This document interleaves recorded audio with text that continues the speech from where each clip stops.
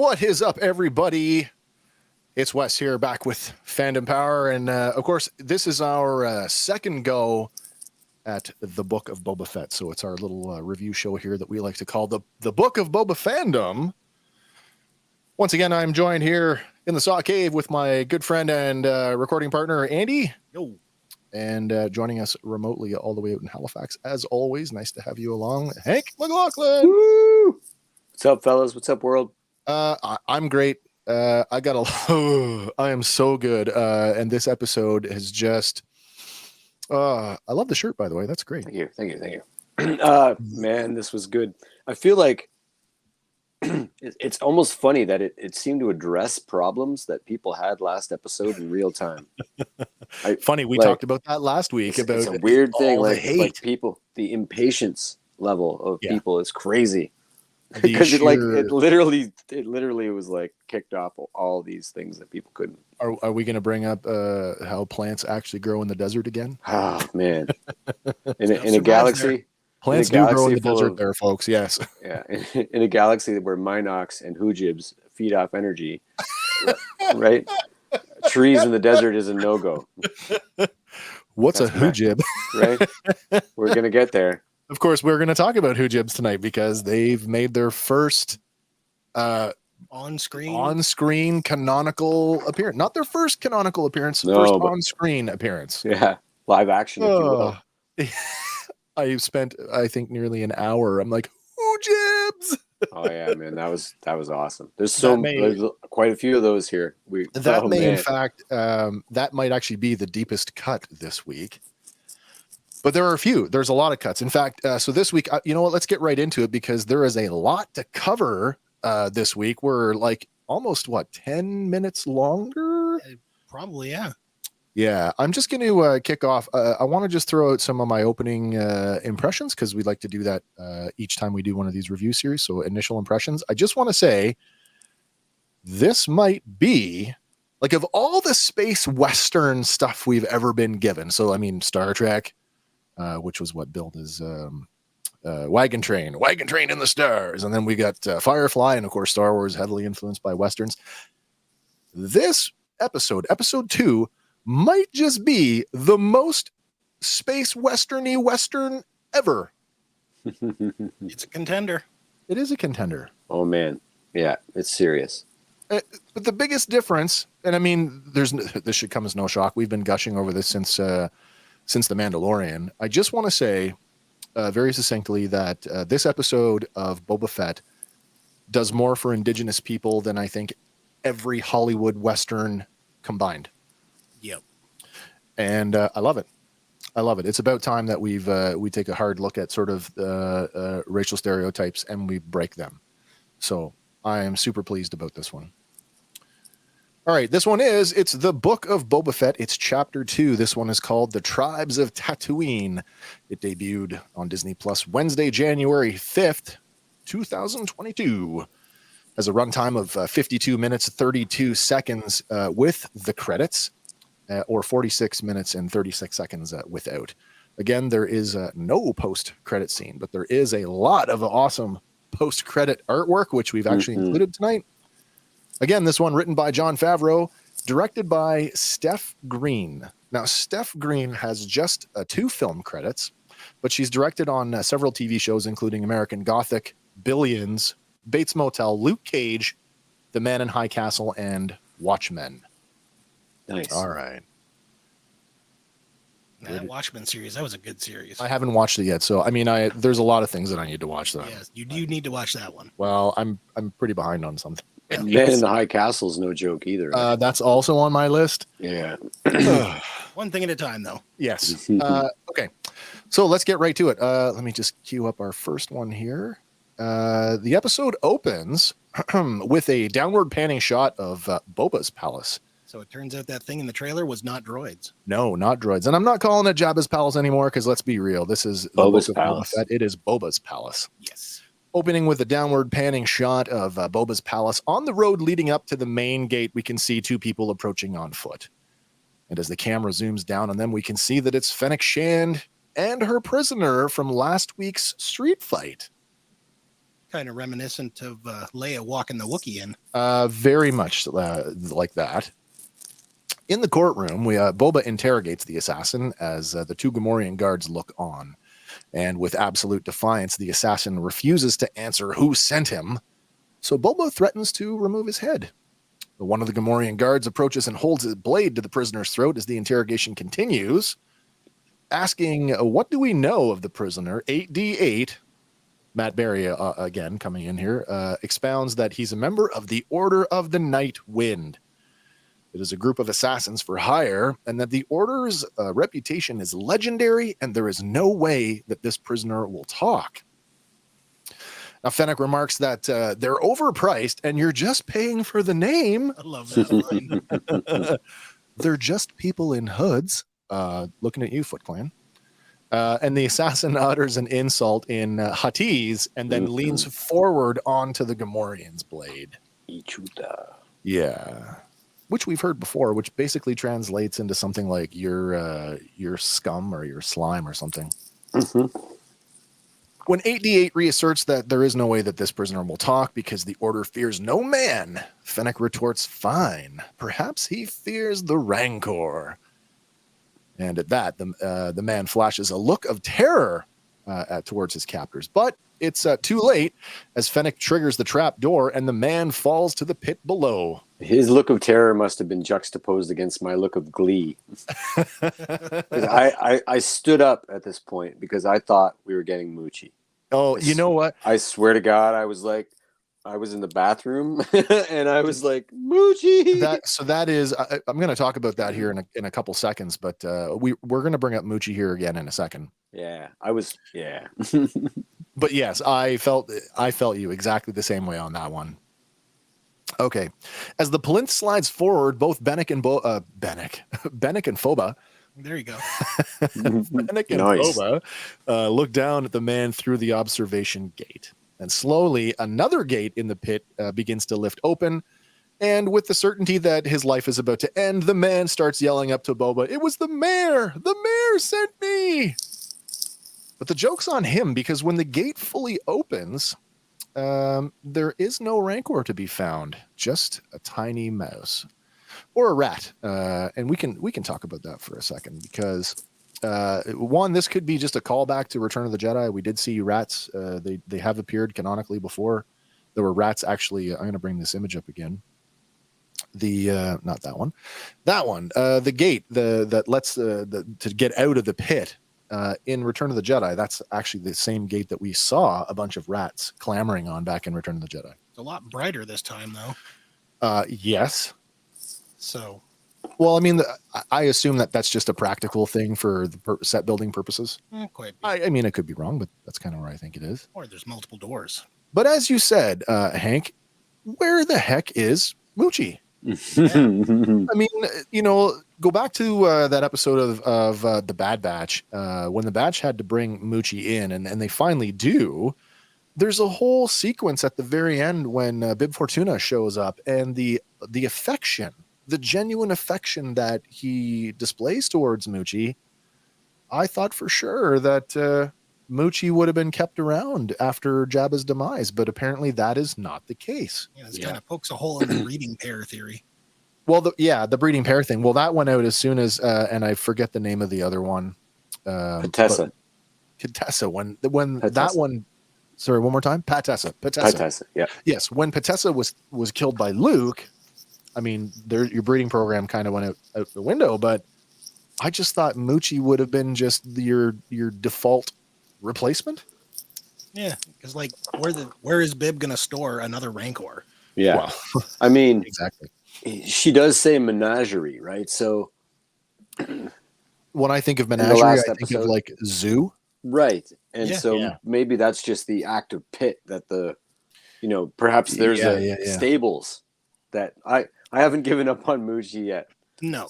Well, I mean, the trailer and the marketing information has showed us that Slave One is still to be found, and I'm not 100% convinced that the scene in the marketing that we see is not another entrance into the other side of the temple. It kind of looks like it is. Maybe it's not. It's quite possible.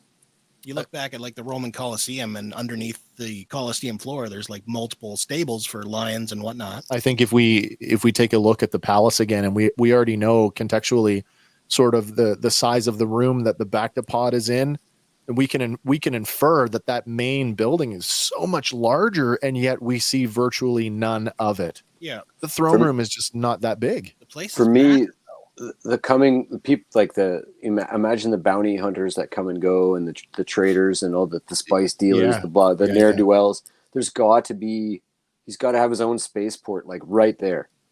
Yeah, you know? I would think so. Yeah, and so yeah. When you're a crime lord who is galaxy renowned, you are not having your guests stop at Anchorhead and take a speeder. You're going to be able to service them locally or nothing, because it would be way too risky for a high level crime boss to do that. You would think, yeah.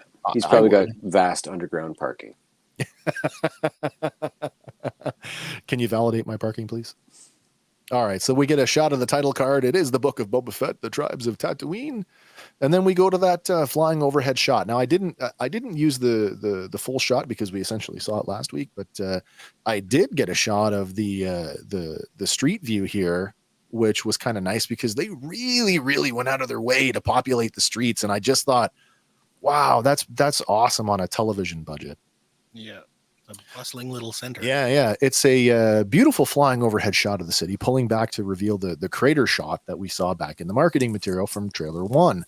The city streets are bustling with open air markets, and we can see what is almost certainly a blue X-34 land speeder driving down one of the streets. Now, of course, the X-34, you and I and most casual viewers, we know that to be Luke Skywalker's land speeder.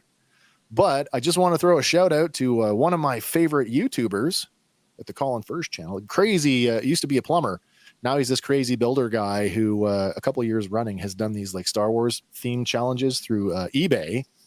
And he built a functioning drivable, now it's not floating obviously, but on wheels, a 1-to-1 scale replica land speeder. And it looks pretty damn cool. That's awesome. So shout out for Colin First. Go check his channel out. He's pretty awesome. All right. Oh, what'd I do there? Here we go. So Boba and Fennec lead the Nightwind assassin prisoner down the streets while the Gamorreans follow closely behind. Several Trandoshans watch from an open-air cafe as the group walks up to the Mos Espa City Hall. Again, strutting. I just want to throw a shout-out for the Zuvio helmet just one more time. Oh, yeah, man. I want to talk about this right now because it came up as I was rewatching the episode earlier today. I get the impression from a production standpoint that both episode 1 and episode 2, at least the city portions, were shot concurrently, because it's the same group of aliens and people just on the streets. Right. Like the Zuvio guy is with that Gand looking alien again this week, almost in the same place. We get inside the sanctuary and it just looks like people have been the same patrons, but they've just been moved around to reset the shot. Certainly. Which makes sense from a production standpoint. Well, your same community would show up at the same time, right? I would think so, you know. And again. I think Norm probably hits cheers at the same time every day. Yep. The Zuvio hat is probably like the baseball hat of the Star Wars galaxy. I'm just going with it is the lots of them around, like it's the running joke. Literally the running joke. Like I think we're gonna it's been in Mandalorian now, and it's been here. I mean, for a guy that had his entire sequence cut from The Force Awakens, they really do want to get their money's worth out of this costume. They're making it up to him. Yeah. I think I have like 4 of them. All right, so entering the city hall, Boba and Fennec are met by what has to be the most inept clerk in the galaxy. And he begins to stonewall them by saying that doesn't look like you have an appointment, and I don't see your name on the list. When the mayor's major domo finally arrives to intercede, he tries to explain away that the mayor's schedule is full for the remainder of the week. But Boba is not impressed, and he pushes past the counter, letting himself into the mayor's chambers. I tried to zoom up on the little button piece on the clerk's helmet there. Okay. And it really heavily resembles the same marking on the major domo. Oh, So maybe they've got so matching it's got to be, symbology. maybe it's a city crest or It something. could be, yeah. So let's talk a little bit here about the city clerk. I don't know if you guys, does this guy look familiar to anybody? Possibly. Okay, so the actor's name is Galen Howard, and if you think you've seen him before, it's probably because you have, because he has a very long list of television credits, and basically he's like, you know, the almost famous, the guy that, you know, the forgettable guy that you see him and you go, oh, that's him. But you may recognize him as as a TV character Tommy Boyle from Brooklyn Nine-Nine, or the infamous donut shop guy from the Justin Timberlake video for Can't Stop the Feeling. Oh, wow. Oh, wow. All right. So as Boba and Fennec burst into the office, the Major Domo tries to apologize for the intrusion, while the mayor asks, who is this who enters unannounced? Boba tells him, you know damn well who, as the Major Domo introduces him as the new Daimyo. Boba is clearly agitated by the remark, and he tosses the prisoner to the ground, asking, if you don't know who I am, then why did you send this man to assassinate me? Now, the Major Domo, trying to de-escalate the situation, gives a mediocre reassurance that the mayor had nothing to do with it. Now, the mayor, being a crafty guy, not only recognizes the man as a Nightwind assassin, but he also announces him as such. And at that, Boba asserts to the mayor, oh, so basically admitting his guilt. But the Ithorian signals one of the guards, who promptly shoots the assassin dead. And as the man falls, both parties react suddenly, and it's now become a standoff. Want to talk about the stuff going on in the background there, Andy? Sure. So a lot of repeating characters there on the wall. We saw it originally in the trailer and wondered if there was something to it, and turns out, yes, there is. It may not be word for word, but a lot of the characters match up with a font created for Oga's Cantina down at the Galaxy's Edge. So another theme park reference. Yeah. So chances are they're using this everywhere down there. It's funny because I just assumed that this was just a deco on the wall, and I just wrote it off as being nothing. Yeah. Like I went through so many fonts and different languages and whatnot, and finally some characters matched up when I found this font. Yeah. And so you've got a theory going on here. I do have a theory. To either side of the door entering there's three pillars. Tablets, maybe. Tablets, Yeah. I guess. Can we call them that? It's quite possible, but there's three of them on either side. And usually in any sort of political building, when you find something like that, Sure. it's usually like a town charter or a Bill of Rights or something. Yeah. So I haven't translated it or anything, but it could be. All right. Well, with attentions now high, the mayor breaks his silence by telling Boba that the Nightwind are not permitted to operate outside of hut space. Now, I just want to talk about this for a second, because remember last week we were talking about, and I went on the record last week and I'd said that I think that the mayor was the real villain here, the real crime boss. We had sort of surmised or posited that maybe he had cut a deal with Bib. Yeah. I still think there's something to that, because this whole sequence plays out like a big chess game, I guess you could say. But if anything, he's a middleman now. More than of anything. Course, that kind of comes out in the wash. Yeah. It's really, man, I know I said that, this is maybe the most space westerny thing going on, but at the same time, you can't ignore the nods to like the Sopranos, the Godfather. And, I mean, is this not the two crime heads talking to each other? All politicians are sympathetic puppets to the corporate interests or the criminal interests.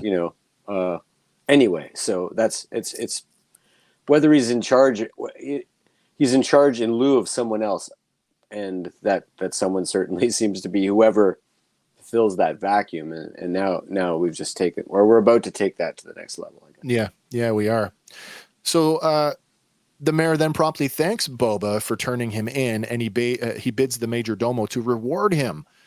And then Boba responds with that line from the trailer that he is not a bounty hunter. So one of the themes in this episode I want to talk about is, and of course it's been prevalent right from the get-go, is this sort of idea of transformation and rebirth. And I feel like this is sort of the first indication of that, you know, for us, at least watching it, this is the first real, like, on the nose, I'm not who you think I am now somebody else. He's been evolving. Yeah. We're going to get to who he is. Well, continuing on, the mayor says that he's heard otherwise, and he knows that Boba sits on the throne of his former employer. Asserting that Bib Fortuna was never his employer, the two men continue their battle of wills, with the mayor countering that the throne belonged to Jabba. And Boba acknowledges with a yes, and now it's mine. Accepting the mayor's offering, Boba reminds the mayor that he should have delivered that in person when he was summoned, adding that he only holds his seat of office as long as the Daimyo of Tatooine wishes it. So it's kind of like a mic drop right there. I mean, Jabba was this, like, we assumed that he was this big crime boss, but like, did anybody really think that he was in charge or basically ran the entire planet? Maybe the city, but not the planet. Well, that's what I thought too. I'm like, okay, you're just kind of a major somebody, you know, in the immediacy of where you live. But now I have to recontextualize immediacy to mean an entire planet. Yeah. All right. They are in hut space. Is Tatooine part of hut space? I thought it was. No, because I don't think the so. mayor just said they're not. The mayor just said that the Nightwind are not allowed to operate outside of, and then shot the guy. Which, by the way, going back to that whole, like, you know, two crime heads of crime families talking, is that not the best way to, you know, solve a problem and still maintain your innocence? Like, right? even Yeah, if there's he no, did, even no if more the mayor information did, coming out of that guy. right? Even if the mayor did order the hit, well, suddenly he's just an upstanding citizen who, you know, exercised the power of his office. Yep. All right. Turning to leave, the mayor plays one final card by telling Boba that he should ask himself who really sent the night wind, because as Boba had said, the mayor serves at his pleasure. Boba shoots back that he's no fool, and those who thought as much of him are now dead. The mayor finishes by telling Boba that running a family is much more complicated than bounty hunting, and he should go to the sanctuary just to see what he means. We talked a little bit about that today, sort of on our social media, about what do you think is easier, bounty hunting or being a crime lord?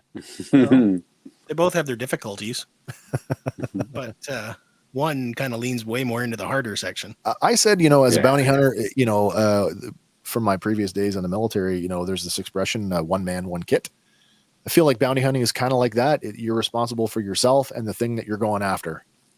But to be a crime lord, I mean, imagine trying to juggle your seat knowing that everybody below you is vying to be you. Yep. Get rid of you. Yeah. All right. Where are we at here? Here we go. Back to the sanctuary. Back to the sanctuary. As Boba and Fennec walk into the sanctuary, one of the Twi'lek attendants alerts Madame Garsa of the new arrivals. Looking tense, Garsa quickly attends to Boba and Fennec, pretending like nothing is wrong. She offers to get them a table, but Boba isn't interested. Getting right to the matter, he simply asks her, "What's going on here?" She tries to deflect the question by asking in what respect. And when he tells her that the mayor said that he should come here because there's something he should know, Garsa drops her charade and tells him that a pair of Hutt twins have come to lay claim to their late cousin's former holdings. Well aware of who the twins are, Boba asserts that they're too interested in the debauchery of Hutta to bother with any ambitions on Tatooine. That's our first reference to, well, I mean, the mayor had said Hutt space, but that's a first reference to the planet itself. Interesting little point here, and maybe it's just a colloquialism that I never really understood, was he calls it Hutta in this scene, but then later on he uses the full name of the planet, Nal Hutta, later on. Mm-hmm. I don't know. He could have. He might have flubbed the line. He also name drops possible. Mustafar when he tells her she's sweating. Yeah. Sweating like little a Gumta. drops. Yeah, sweating like a Gumta on Mustafar. Anybody pull up what a Gumta was? No. No, neither did I. No, it's a no reference. I couldn't find one. Okay, fair enough. All right. So as the Twi'lek and the would-be crime lord stand face to face, their attention is diverted by the approaching sound of a steady rhythmic drum beat from outside, and the room goes silent. And Boba, along with his entourage, they go outside to see what the commotion is. And man, what an interesting treat we get this week. Oh. As the drumming grows louder, Boba beckons Fennec to watch his back. Slowly, an enormous litter bearing 2 huts emerges from around the corner. Now, I tried to count. It's somewhere around the neighborhood of 12 people carrying that litter. And did you guys notice how hard they were struggling? Yeah, they kept staggering and stuff during the whole scene. Yeah, that's beautiful. They played that one so nicely. I really, really liked it. Well, not only that, the physical look of the whole thing, where it's like bowing in the middle. Oh, absolutely. Do you want to stay with that for a second and talk about sort of the look of the scene overall? Imposing. Yeah, so I've got a couple things here I want to bring up. One is I want to talk about the animation models for the huts themselves, because more than a lot of the other things in the episode this week, this one seems to be the big fan outrage is how they look. And some people think they look great, while other people think they look pretty terrible. Where do you guys sit on that? They look like huts. They look great to me. They absolutely look fantastic. I couldn't be happier. Like, it's a TV show, and I'm also aware that like there were years where we didn't get anything but words in a novel. Yep. And I'm just anything like this is an extension of that. The people that are putting this together are trying their guts out. Oh my gosh, yes. We know as super fans, we call ourselves super fans. I didn't know about the tattoo. Yeah. Damn it. But we know that it costs $500,000 to make Jabba or something like that. And that practically, that's an impossible thing to pull off practically. Especially, so you know what that also tells me? That it's not a one-off. I don't think it's a one-off either. Right. And that it's going to be a lot easier to do 2 huts, maybe 50 huts, maybe a planet of huts. I want to use the Clone Wars as a point of reference. Every season of the Clone Wars used the same basic animation assets, and each season got successively better at texture mapping and a lot of just the techniques of how to animate these things. But at the bare bones, the wireframe modeling and the basic asset is the same asset from season 1 right through to, well, I mean, where the clones are concerned, right up through and including the Bad Batch. Yeah, they better lighting models, better essentially skins. I have a theory and a question that I'm going to put to you guys and to everybody who's listening and watching. I'd like to know your thoughts on this. Think back to the first time. Remember when Star Wars came back to theaters in the 90s, back in what, 97, 96, 97? 97. Remember this? Okay, so we're talking special edition here, and they finally went back and they pulled out that deleted scene of Han Solo with Jabba the Hutt. Yes. And so they throw this, like, by today's standards, horrific looking Jabba model. And then just 1 year later, we get a female Hutt. We get Gardula in the Phantom Menace. And now, mind you, the animation model for Jabba looks a whole lot better than it did just a year previously. But those assets are probably still kicking around at ILM somewhere. And so I just think about this for a second. Do you think that the folks over at ILM went into the vault and dug up those old animation models? Because you got a male and you got a female and just redid them? Maybe. I mean, at least the base point to jump off of. It's super possible.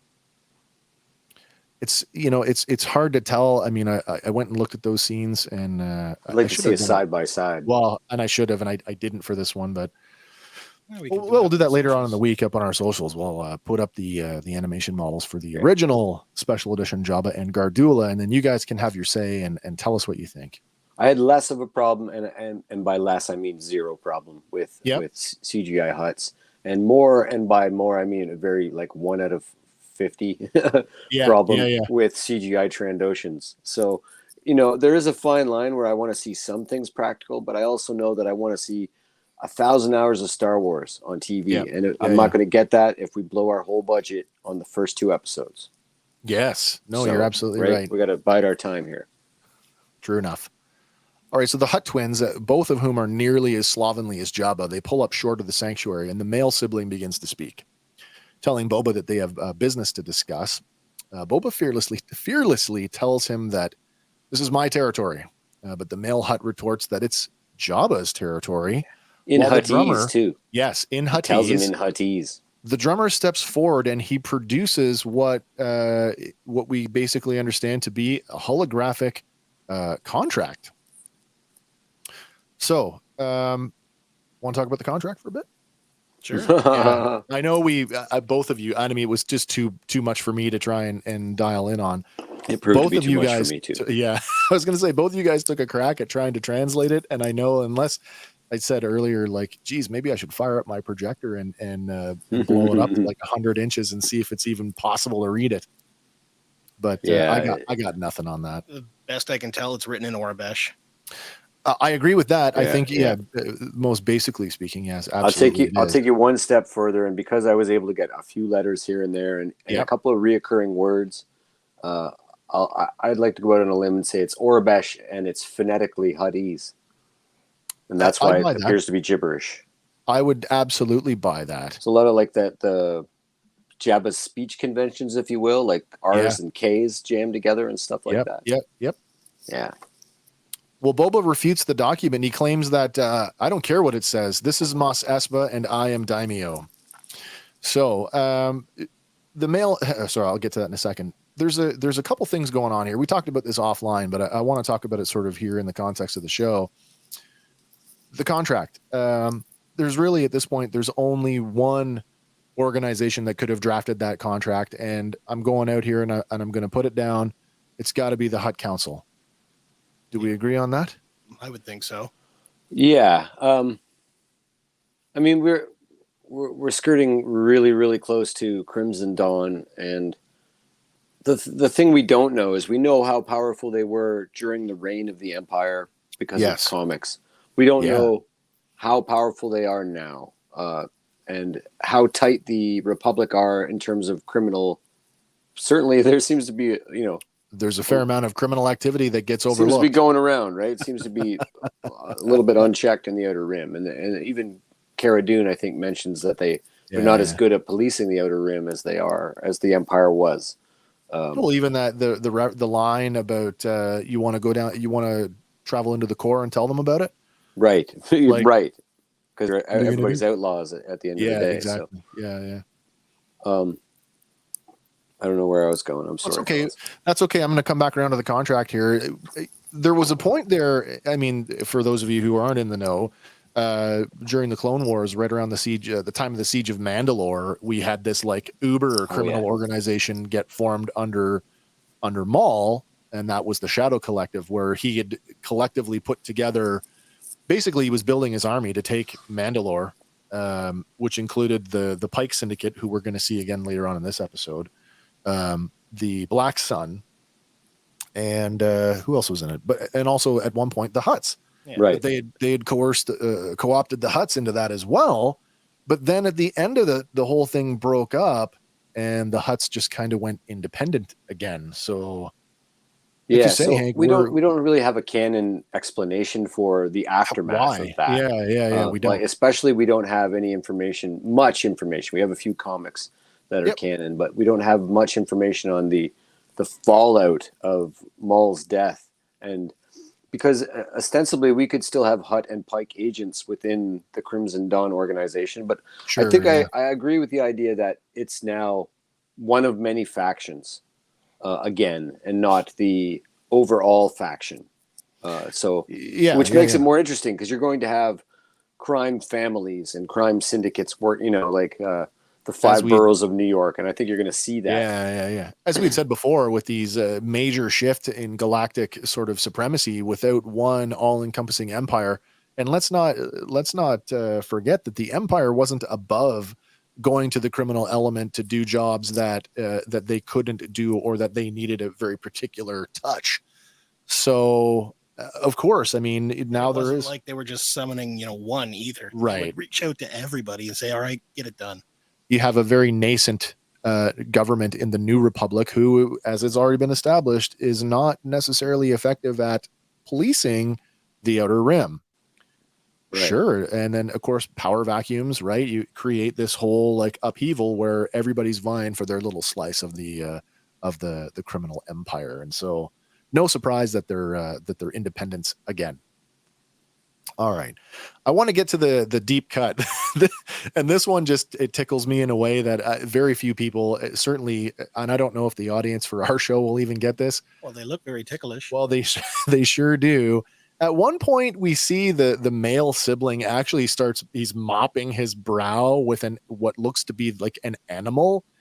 And it took me half a second when I saw the curved antenna on the top of its head, and I literally yelled at my TV, "It's a Hoojib!" Oh yeah, Hoojibs.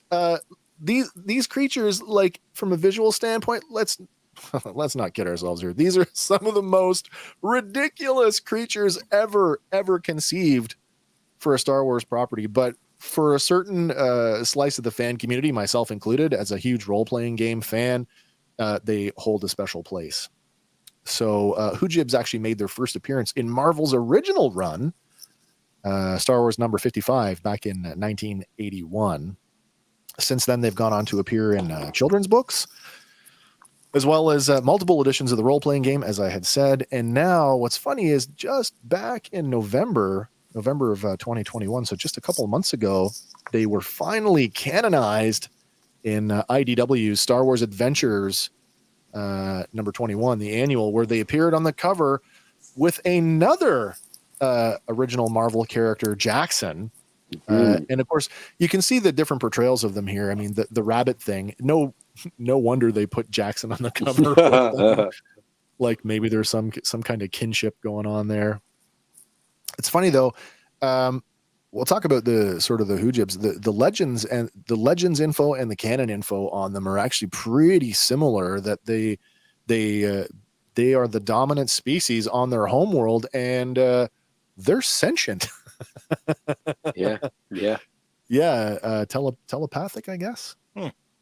Yeah, go ahead, Hank. Thus, they were used like they were collected by like crime bosses and then sent out and used to gather information, like little spy creatures. Yeah. At least in Legends, and to the point where Han Solo and Chewie had to secure one for Jabba. In a mission. It was just a crazy. I can't remember if it was a children's record. I think that one was, or something. Yep. Plus, they were involved in all the Legends novels. Crazy appearances in comics like nuts. Yeah, but like you say, Kevin Scott, the author of the Star Wars Adventures, finally canonized it. In an interview, he's like, "I've been trying to work them in for in an organic way that they would let me work them in forever." And you got to think somebody up there is like, "What the hell's a Hoojib, and what do you want to do with it?" Just fantastic. Oh, listen, you have the Planet of the Hoojibs record right there. Yeah. So I mean, if they can do a giant green, anthropomorphized rabbit, really, Hoojibs are nothing. Like, are they not? I mean, let's be realistic here. Are they not basically the Tribbles of Star Wars? No, it's true. I remember last year I said if they canonized Jax, I'd probably have to rethink my dedication to the whole thing. And then when they did, I was just like, I'm just gonna pretend I didn't say that, and I'm just gonna go the other way. Let me ask you on the subject of Jackson. When the Hasbro did the Black Series novel figures, did you buy the Jackson figure? I couldn't get my hands on it, but I certainly wanted to. I did want to. I mean, and that was the joke. They're going to make a figure of that, and I'm done. And then as soon as I was he's like, cool. He's great. Of all of the novel figures, he's the one that I went for. All right, so I'm going to close up on the Hoojib thing just with one little tidbit, and this is again, whether they ever come back to this or not, in my own headcanon, that hut, by the way, just absentmindedly tosses the Hoojib after it bites him on the finger. That's right.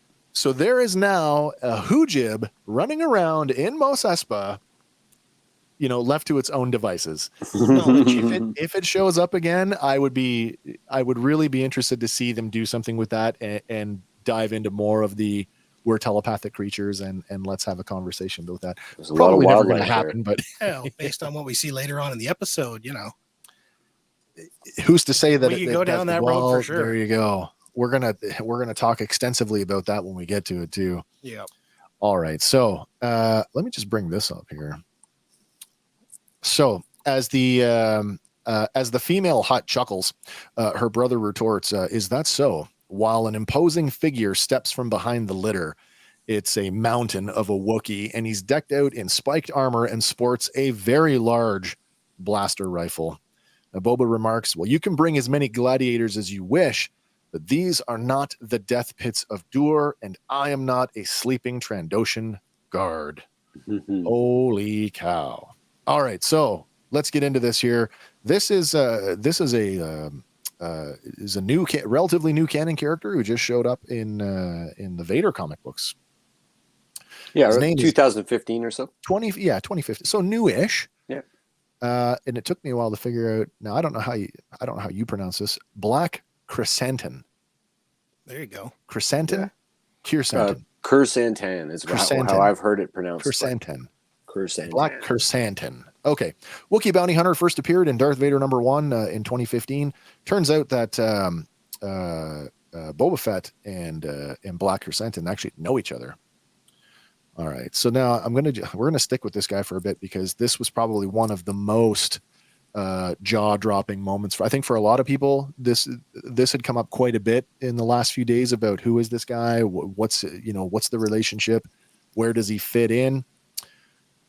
Now, Hank, you had said we talked offline, and you were talking about how evil this guy is. You want to run through that a bit? And this is one of the times when I feel like I'm so glad I read the comics in real time, because this is a really deep comic cut. He's not liked by other Wookiees, and by not liked by other Wookiees, he's not welcome on the home world. If other Wookiees banished. See him, they shun him, or they try to, but they're not. He's not the Wookiee to mess with. He's fought Chewbacca, and it was a draw, but Chewbacca was wounded. It's sort of like I give him the win, except it wasn't to the death. Right. He's fought ObiWan, and it took laid hands on him, and it took. There you go, awesome, and yeah, I mean he he had to deflect a blaster bolt back at him to get away from him. Yeah.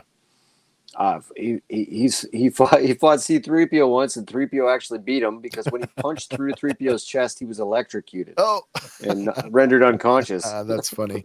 So that's actually canon. But the thing is, he was enslaved just like regular Wookiees, but then he he's that the bad guard, if you will, like the prisoner that would rather align himself with his captors. And learned that he could, get extra food, so he started to win in the gladiator, but he specialized in killing Wookiees or recruiting other Wookiees to enslave them. And he got a just crazy reputation for being very anti-Wookiee. A little tidbit, right? I mean, talking about, we already know that Wookiees and Trandoshans societally do not really care for each other. I mean, Trandoshans, we know Robert Rodriguez's character, Doc Strassi, presented Boba with a Wookiee pelt last week, which was very upsetting for a lot of people. And now here we have this Wookiee who is, as you say, ostracized from the home world. Did not start out as a bounty hunter, and as you say, came up as a gladiator. Once used a bleeding Wookiee as bait for a bunch of Trandoshan slavers. And I think that the line spoken by Boba about this isn't the death pits of Dur is almost certainly, a callback to that comic event.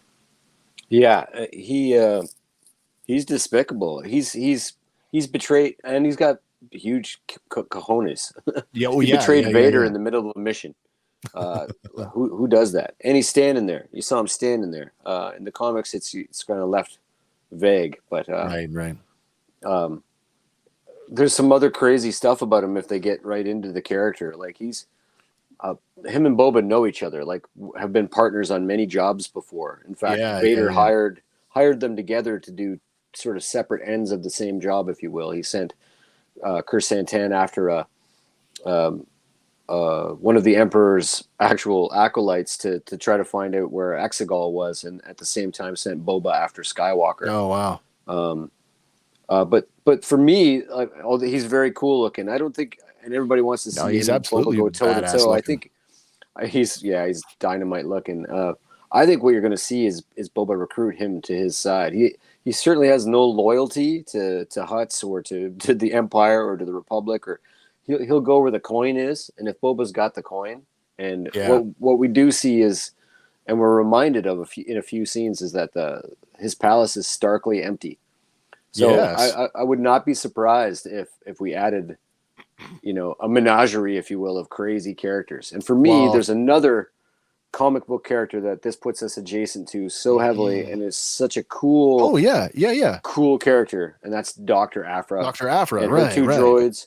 And then it actually, there's so many periphery things that we could get into there. Stana Saros, the wife of Han Solo, if you will. There's so many cool things that could happen here, but mostly Dr. Aphra is the thing that I'm super excited about in live action, because they're longtime partners with this character. And a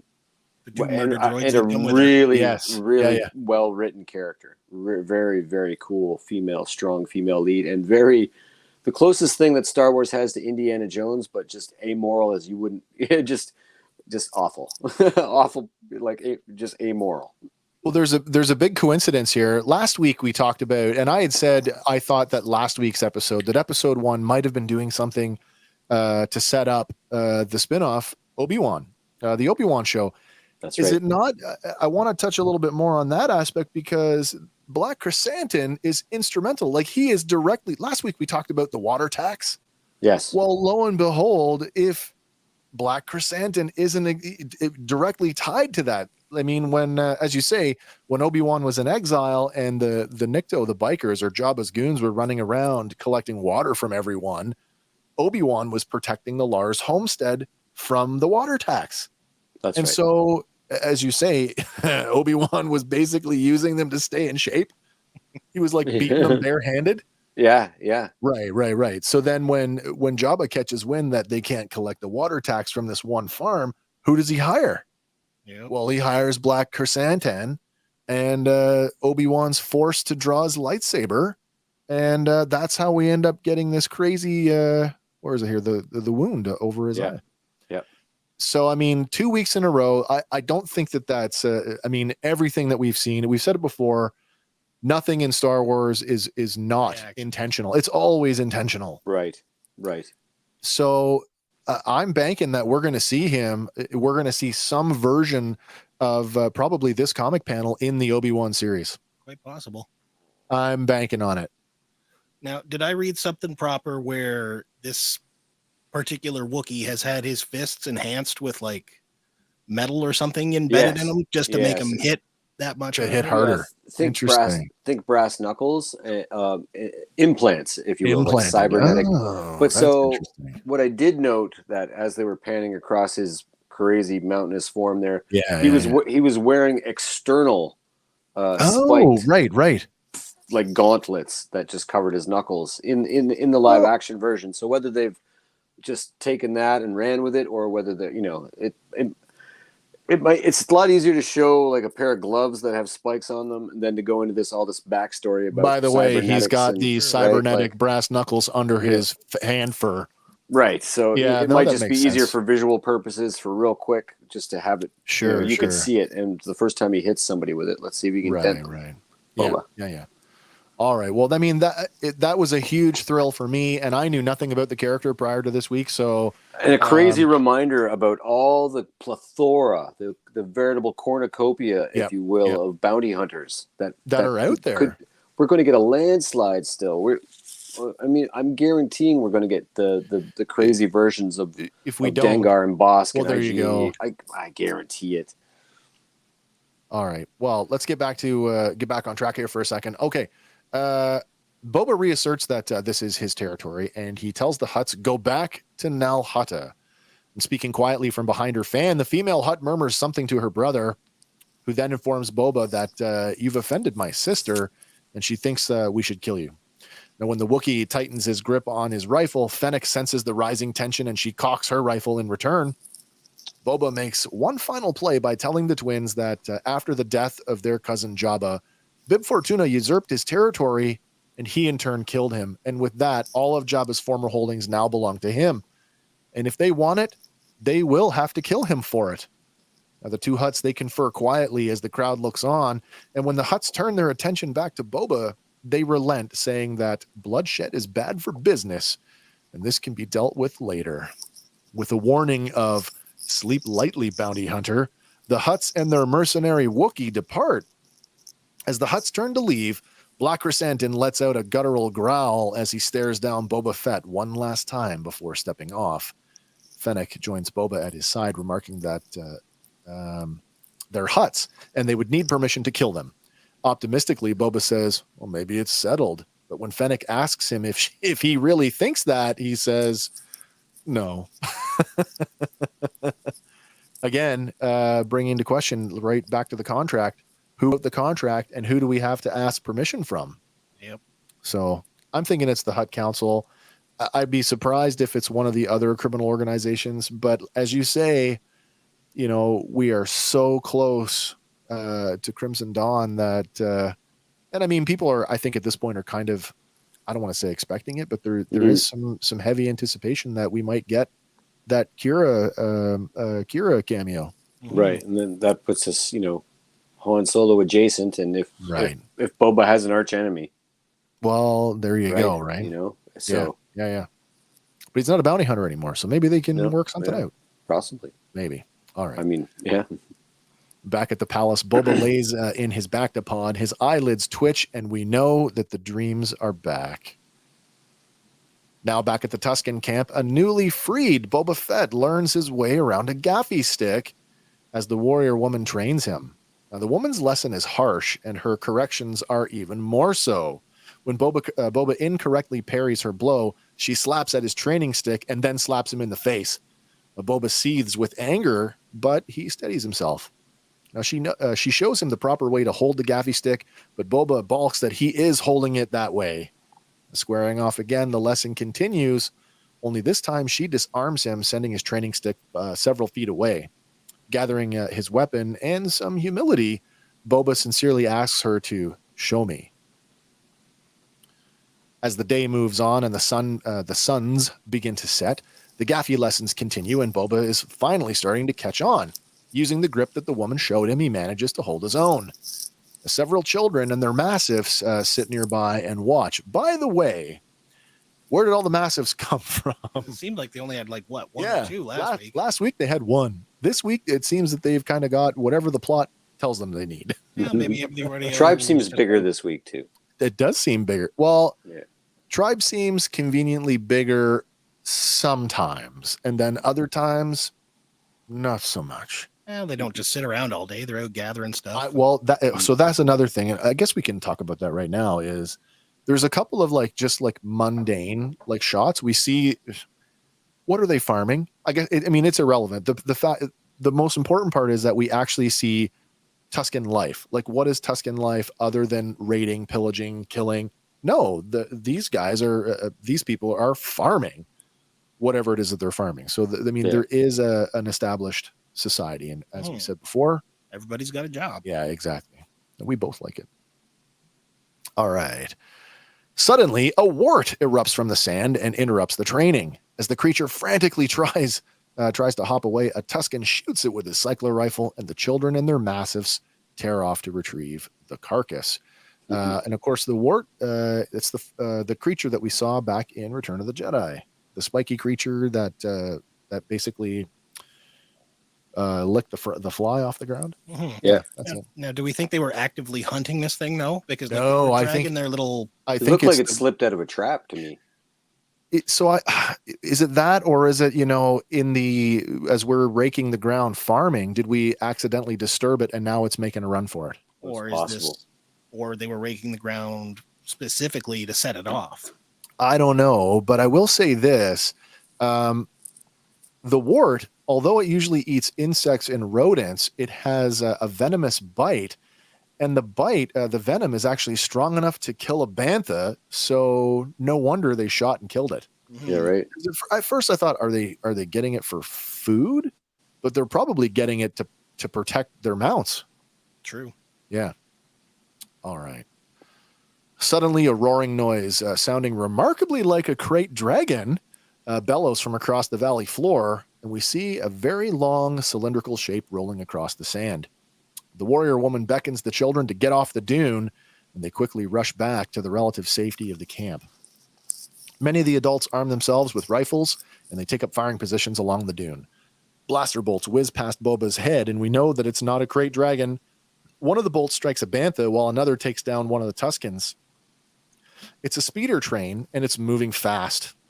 As chaos erupts around them, Boba grabs two of the children and ushers them behind the dead bantha. Peering out from behind the bantha corpse, Boba spots their assailants, and it's members of the Pike Syndicate, and they're shooting indiscriminately. For a few seconds, it's sheer chaos, and several more Tuscans are killed. This is about the third time I stood up. The Pikes. Excuse me. I should have just stood up the whole episode because I kept going. Black Chrysanthemum, I stood up. Yeah. Putts, I stood up. Yeah.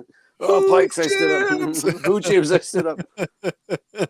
I'm probably the only one who really did that. Watching the sequence straight through, it's just a couple of seconds. Like, it's, when I say chaos, it really is, because it takes all of 5-6 seconds, 10 seconds for that train to pass, and the amount of destruction that's caused. Those riflemen on the train are great shots too. Those are serious. Well, I was going to say that these guys, the marksmanship from the Pikes apparently is really, really good. Serious.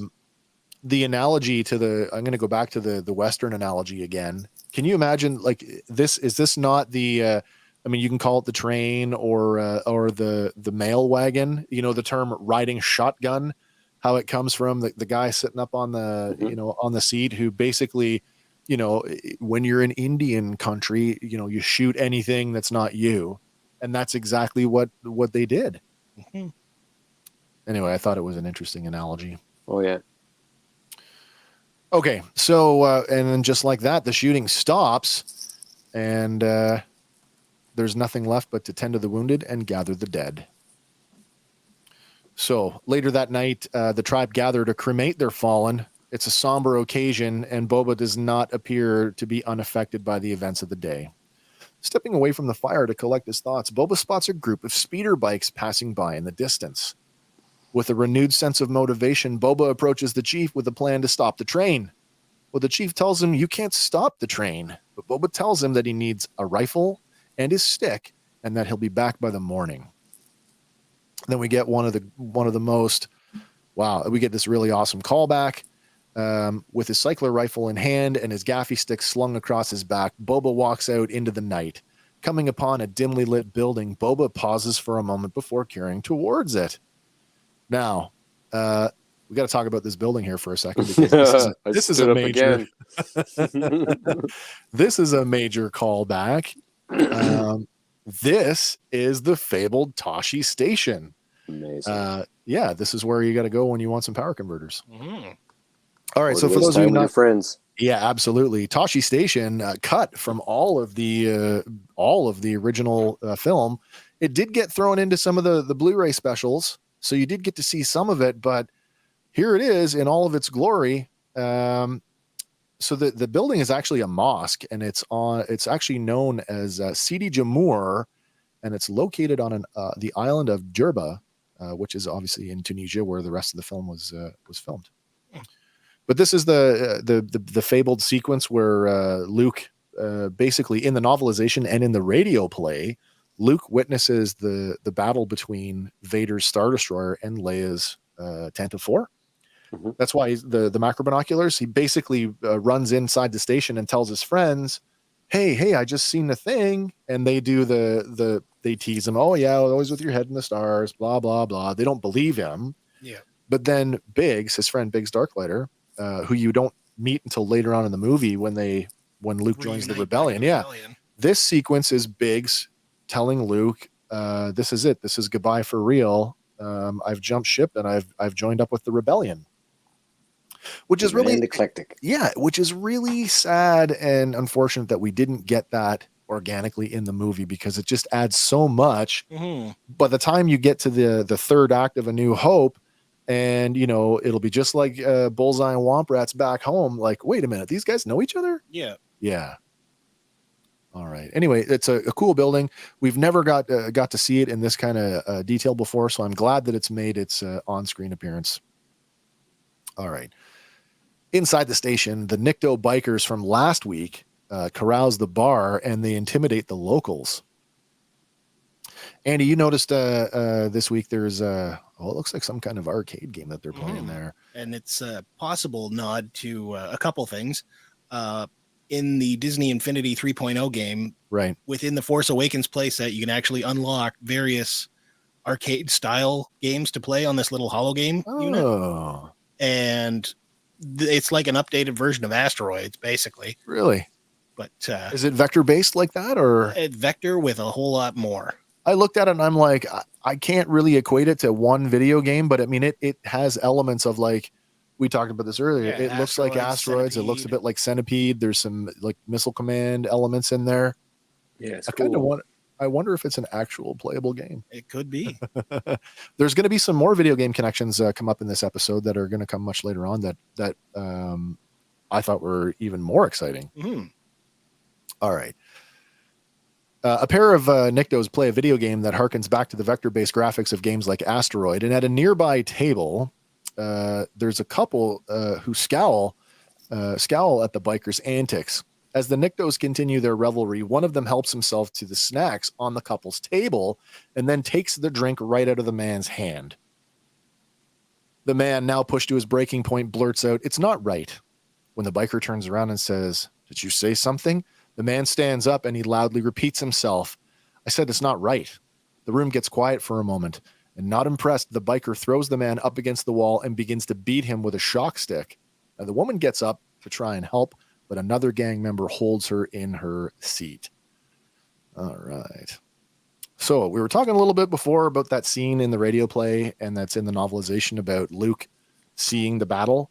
Yeah, with his macro binoculars. Well, here it is. This is another cut scene where they basically make fun of him, and they don't get it because by the time they come out, he gets them to go up on the roof. The ships have already passed, and they can't see them anymore. But what's really cool is these two people. These are a throwback to A New Hope. These are Luke's childhood friends, Cammy and Fixer.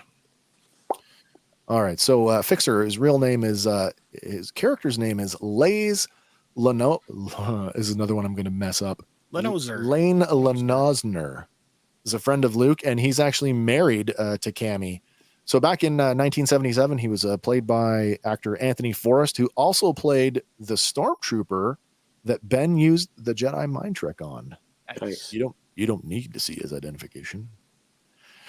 And now here in 2022 for the Book of Boba Fett, played by actor Skylar Bible, who's basically been in a whole bunch of TV things that you've probably never heard of. I know that's terrible to say, but it's true. I didn't recognize a darn thing that he'd been in. And then, of course, there's his wife, Cammy Lonosner, played by, now, back in 1977, this actor, Kathleen Norris Stark. Professionally known as Koo Stark, she's an American photographer who's probably best known for her real-life romance with Prince Andrew between 1981 and 1983. Most recently, she's actually come back into prominence because she came to the defense of Andrew over his connection to Jeffrey Epstein. In fact, Andrew is the godfather of her daughter. Uh-oh. All right, jumping ahead to now, our modern Cammy is played by Mandy Kowalski, who is a stunt performer and has been on like a ton of Marvel and DC projects. Nice. Yeah, it's pretty cool. All right, so I want to talk about the bikers here for a bit because we really, we talked about them last week and kind of theorized sort of who, what, when, where. The whole water tax thing, I'm not sure that that's completely dead in the water yet. It may or may not be, but I mean, let's take a good look at this guy. Last week, we asserted that the tagging on the building was the Nal Huttese letter K. Now we can see that same marking, it's on all the bikers' jackets. It's on all of them. It's on the speeders as well. It is on the speeders. Mm-hmm. So apparently, so the lower rocker there it says Tatooine. And this guy, who is the only other Nikto to have any additional writing on the back of his jacket, apparently his name is Emmett. That's what it translated to. Well, I kind of went through the credits, and I'm like, at first I said to you, Hank, I said, do we think that this guy, that's a stunt performer and that's his real name? And we both kind of went, yeah, it's got to be. Right. I could not find an Emmett in the credits anywhere. So the etymology of the name, it means universal. So that could literally just be generic thug, maybe. Like, that's pretty crafty. Yeah. The other thing going on here is the club patch. Now the club patch looks like a Rancor skeleton. A Rancor skeleton carrying what looks to be like a stone hammer superimposed over that same Nal Huddy's letter K. Mm-hmm. Now, I've got a theory on this. Do you want to go down the rabbit hole, gentlemen? Down we go. Okay. Interesting tidbit here. Back in the Clone Wars, there was an ARC trooper who just happened to be named Hammer. Would it surprise you to know that he served in the Rancor battalion? Okay, so keep going here because there's more to go on. So this guy Hammer actually he wasn't named. He and three of his buddies were not named. But later on in an interview, Dave Filoni actually named all three of them. So this particular clone, Hammer, in the Rancor battalion gets called back. The whole battalion gets called back to Kamino to defend the cloning vats at one point when the Separatists invaded Kamino. Huh. Let's talk about the real world origins of biker gangs here for a second. And if you're familiar with sort of Earth's own history on motorcycle clubs, that the origins come from soldiers and airmen returning from World War II, starting these clubs. And of course, now they've been perverted to, things like the Hells Angels and the Black Diamond guys and all the other criminal organized crime bike gangs out there. Is it that far of a stretch to think that, ARC Trooper Hammer retired to Tatooine and started a speeder bike club that has now been perverted into this gang? It's possible. Hammer from the Rancor battalion, or maybe he's the actual head of it. Maybe he's still alive. Could be. It's a neat thought. I mean, it's wonderful thought actually, but it does require some leaps. It requires that's actually a hammer in the hand of a Rancor. So that stuff's inconclusive, but I will say that there's on that tablet, there's a recurring name there's a recurring word. I'm sorry. Yeah. But it's KW and then two letters I can't get, but on the Hut contract. On the Hut contract. And it recurs 4 to 5 times. And I'm going to go out on a limb and say that one or both of our huts have a K name. And I'm going to say that these are just low-level thugs trying to impress the gang, the boss by tagging it up and maybe the word of the K. Yeah, like again, it could just be like a simple it's not meant to be anything like Jabba's tattoo. It looks a lot like an old Klingon symbol I've seen. Yeah. Never meant to be anything. It just became this thing because that's the nature of digging into Star Wars lore. We have to name everything and give context to every all the minutia. Everything has to be something. It can't just be like, oh, there's a cool looking tattoo. That's why we know who Pliff the Hujib is. Yeah. All right, here where are we at? When the station door slides open, the bikers pause their assault to see what's going on. Appearing in the doorway, it's Boba with a rifle in hand, and he casually strides into the room. Now, the Niktos are not too impressed by that, and they gather their weapons as the man looks them up and down. One of the Niktos lunges at Boba with his club, but he deflects the blow with his rifle, knocking him out with a blow from the barrel. Did you catch that one of the clubs is the Nikto original Kenner Nikto weapon? The crazy weird staff that they come with, like one of the weak ways, I think, one of the skiff guards. Yeah. Nice. Awesome. Another biker draws a pistol, but Boba gets around from his rifle off, striking him in the chest. As the melee continues, Boba fends off yet another biker with his rifle, beating the man to the point where he actually breaks the rifle in two. Kind of love that, actually. I did. It's funny how he's like, I'll stop the train. I'll take a rifle and stick, and I'll be back in the morning. And he gets one shot off. Just destroys it. But hey, It's Boba, and that's okay. Unslinging his trainer gaffy stick, Boba squares off against the last 3 bikers. Using his newfound skills, he quickly subdues 2 of them, finishes off the last man by throwing him through a plate glass window. Now, if this is not the most, Western-y thing. exactly, the bar brawl where the the guy behind the counter says nothing throughout the whole thing. He just casually stands there watching it as it unfolds. Even Polishing his after glass. Boba takes the drink and Starts puts it wiping down, the glass he starts off wiping the the bar. glass off the counter. It's so good. Yeah, absolutely. Like Oh, this happens I thought it all was the time. hilarious. Yes. Cowering in a corner, Cammy and Fix are watching awe as Boba casually swaggers up to the bar and downs an abandoned drink. The barkeep, who has remained silent throughout the entire ordeal, just watches Boba leave and then wipes up the broken glass off the illuminated bar top. And once outside, Boba surveys the parked speeder bikes, and he knows that his plan is now coming together. All right. The next morning, Boba speeds across the desert on one of the Nikto gang members' speeder bikes. The other bikes are all neatly tied off behind him.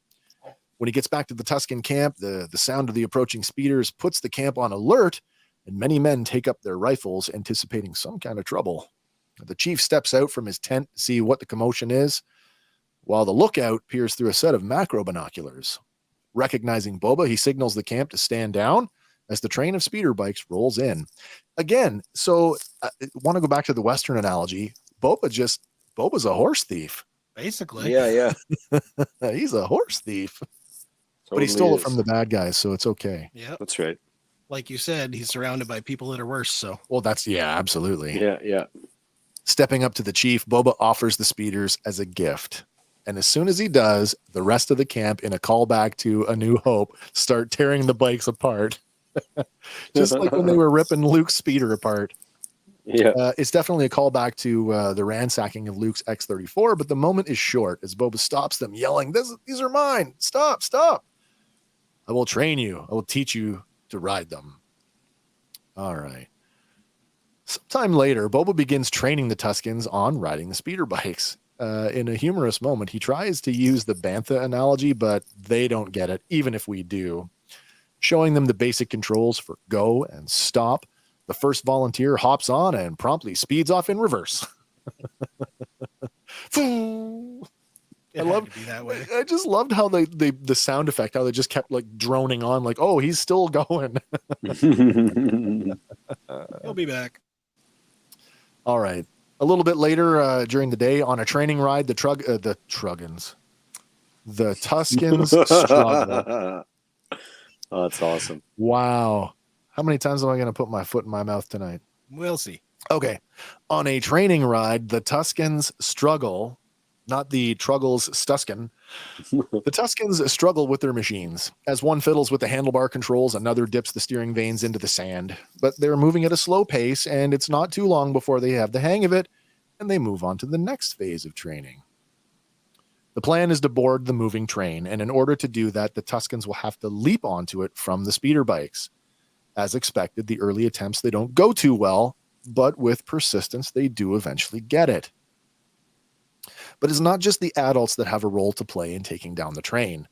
The Tuscan boy, now befriended to Boba, is instructed to signal with a small mirror when the train approaches, and he takes to that enthusiastically.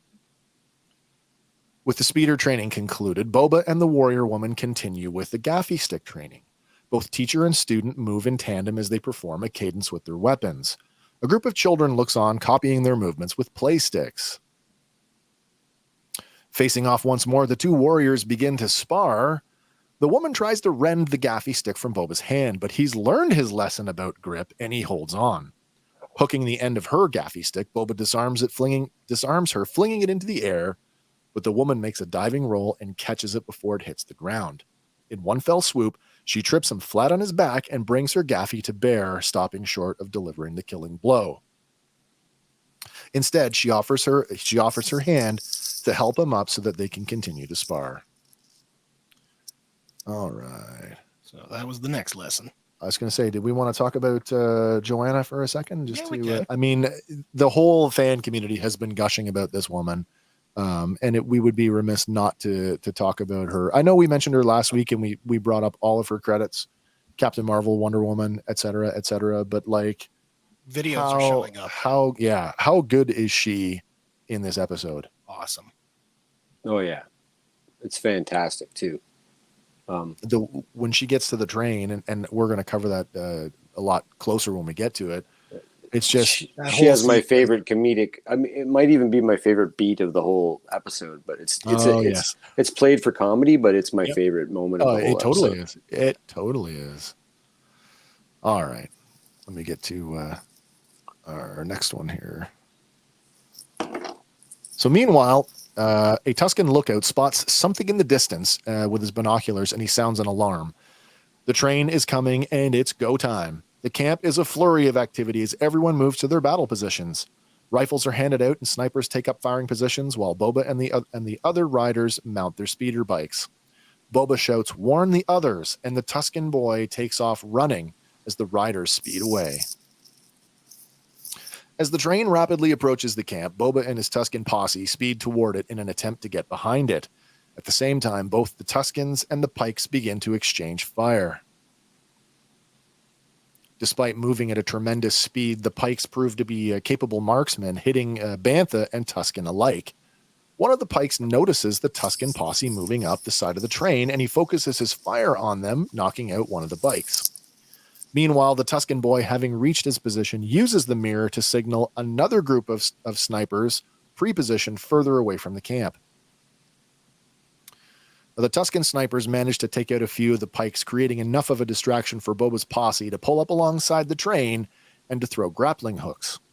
As the first two Tuscans attempt to climb on board, a Pike shoves a blaster through the open window and shoots one of them off the side. Boba manages to dodge the falling man, but his speeder gets damaged from a subsequent round. One of the Tuscan snipers takes out one of the Pikes, allowing two more men to climb onto the roof. A third Tuscan struggles with one of the Pikes in a window, and he's knocked from the rope, landing hard on the bottom lip of the train car. But Boba sees the man in trouble, and he drops back to help him, pulling him onto his damaged speeder. Throwing a grappling hook of his own, Boba and the Tuscan swing to the train just as his bike goes up in a fiery explosion. Can't blow up a horse. You can't blow up a horse. That's so true. All right. A Pike spotting the two men on the side of the train, spots the two men on the side of the train, but before he can do anything to stop them, Boba hooks him with his gaffy stick and pulls him out the open window. Now, joined up with the rest of the group, Boba's posse begin making their way to the front of the train, leaping from car to car. Along the way, several Pikes emerge from rooftop hatches, and the group plows through them until they are eventually pinned down by three gunmen at one time. Pinned down from the front of the train and taking harassing fire from behind, the Tuscan warrior woman who's been following on her speeder bike sees that more Pikes are closing in on her people. In what might be one of the most spectacular action sequences in TV history, she puts her speeder on a collision course with the train. Careening toward it as fast as she can, she hops up onto the seat and at the right moment leaps from the bike as it crashes into the train. Can't do that with a horse either. No, you cannot. The explosion is nothing short of spectacular and not surprisingly garners the attention of the train's conductor droid. The droid uses multiple limbs to work several controls simultaneously in an effort to divert power to the train's large jet engine. All right, let's talk about that for a second, because this is the other video game reference I wanted to bring up, because this is like super duper cool. Yeah. The display box, I think, is very much a callback to the pod racing scene in episode 1, when Anakin had to divert power from one engine to the other. Yeah, absolutely. But the Arabesh translation in this reads core on one end and boost on the other end. And as soon as I saw boost, it dawned on me that this is a nod to other Star Wars gaming like Pod Racer, X-Wing, Star Wars Squadrons, where you had to manage your resources to perform maneuvers, which include a boost maneuver. Yep. Fully. Yeah. So, and then of course we see 3 or 4 degrees of the boost. We see like a low power boost, a mid power boost, and then a full power boost, which obviously has some devastating effects on the train. But yeah, so cool little video game nod. As the train surges forward from the boost of power, the warrior woman, still clinging to the side, nearly loses her grip. And after a brief glance up at Boba, she launches herself through an open window, and less than 1 second later, a pike goes sailing out the same window. That's so good. Advancing through the train car, the woman makes short work of the few pikes that try to oppose her. Unfortunately for the 3 shooters hanging out at the top of the car, they have no idea that she's on board and that they're about to be pummeled senseless. So good. I love this scene. Suddenly, the pike firing out the roof hatch drops from sight, only for the warrior woman to pop up in his place. She quickly drops back down through the hatch and dispatches the remaining 2 shooters. With the way clear, the group moves forward, and inside the engine, the conductor droid performs another boost sequence, this time pushing the train even harder. Up on the roof, one of the Tuscans dashes ahead, unaware that the engine is about to go full power, and he ends up catching the blast in the chest. Unable to catch the Tuscan, Boba continues moving forward, but he's accosted by yet another pike climbing out from a roof hatch. Now, the 2 of them struggle and fall to the rooftop as another pike joins the fray. But now the warrior woman has also climbed on the roof, and she makes quick work of him. As Boba and the pike struggle on the roof, the engineer droid goes through yet another boost sequence. Seeing the engine flare up, the warrior woman slides through the open roof hatch while Boba rolls to the side to get out of the way. Unfortunately for the pike that was chasing the warrior, as soon as she closes the hatch, he catches the full force of the engine boost and is blown off the train. Rolling off the side of the train, Boba lands on the engine's side skirt. The pike that he was fighting with is not so lucky as he hits the desert floor and rolls underneath the speeding train. Uh-oh, speed bump. Yep. Oh, yeah. Smashing his way into the locomotive through a window, Boba orders the conductor droid a gaffy point to stop the train.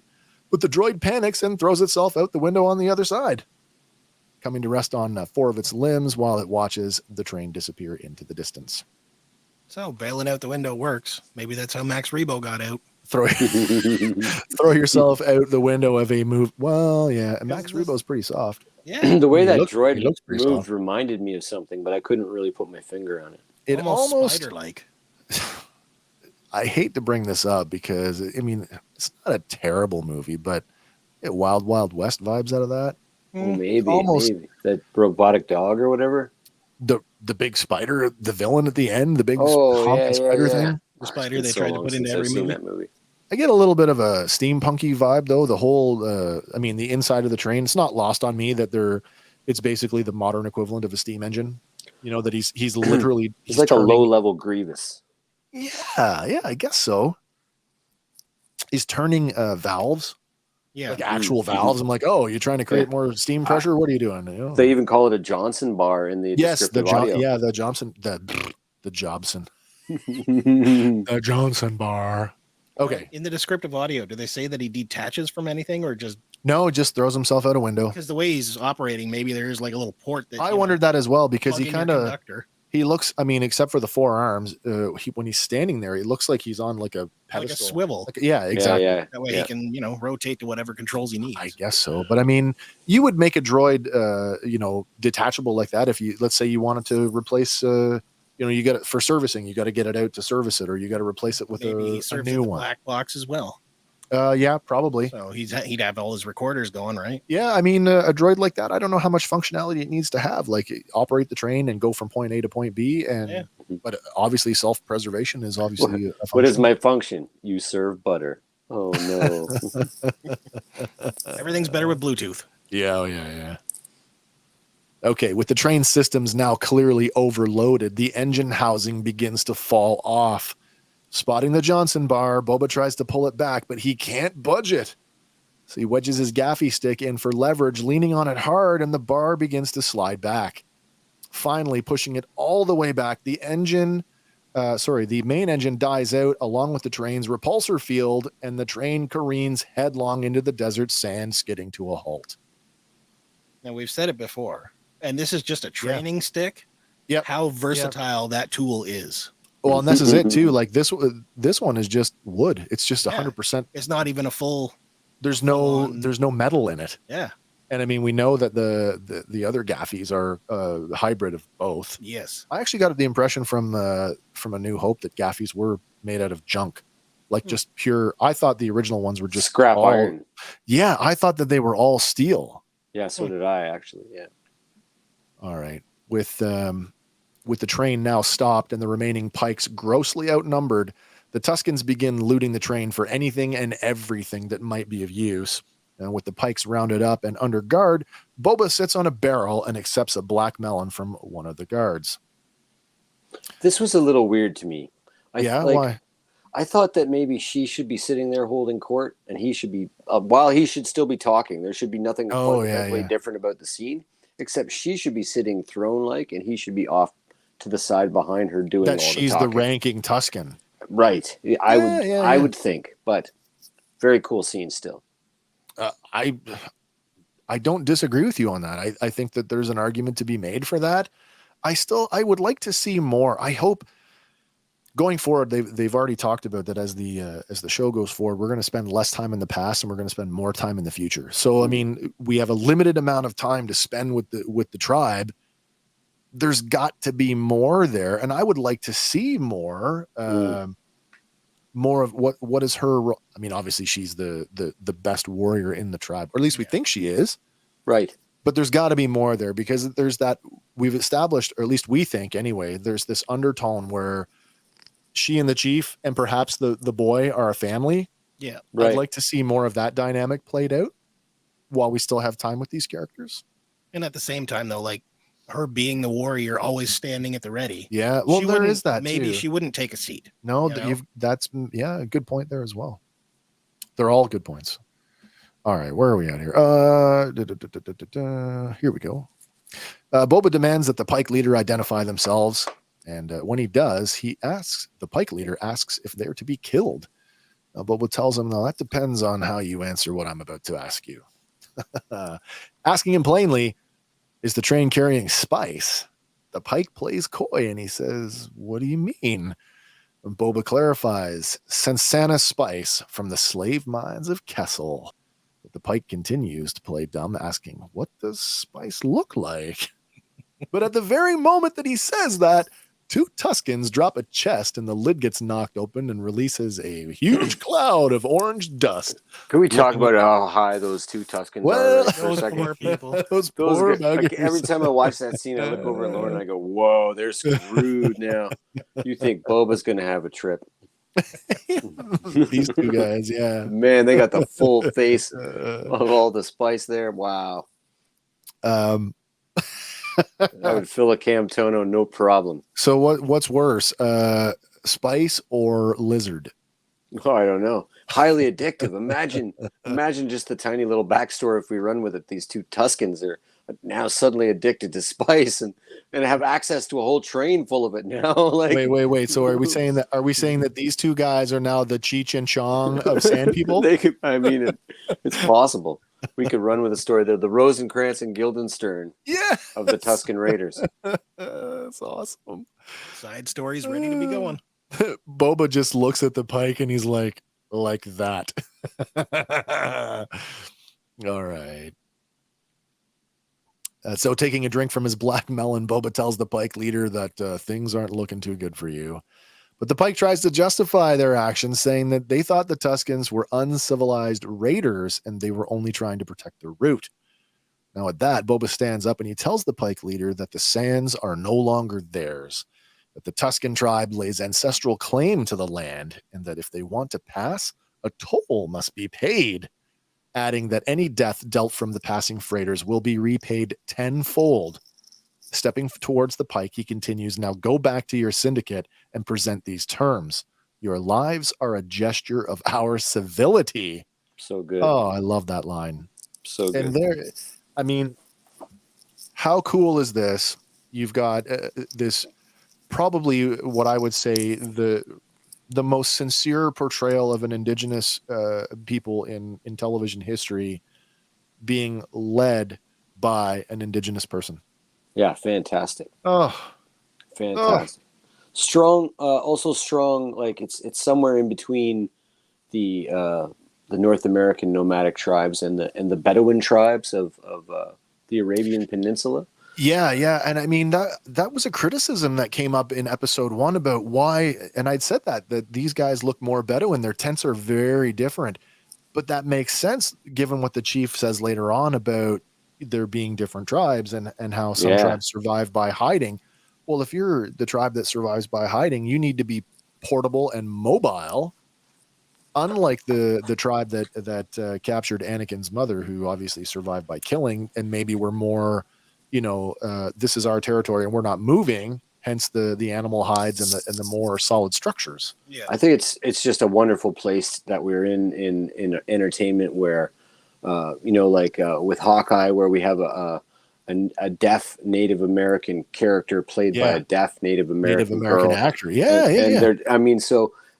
We don't have to.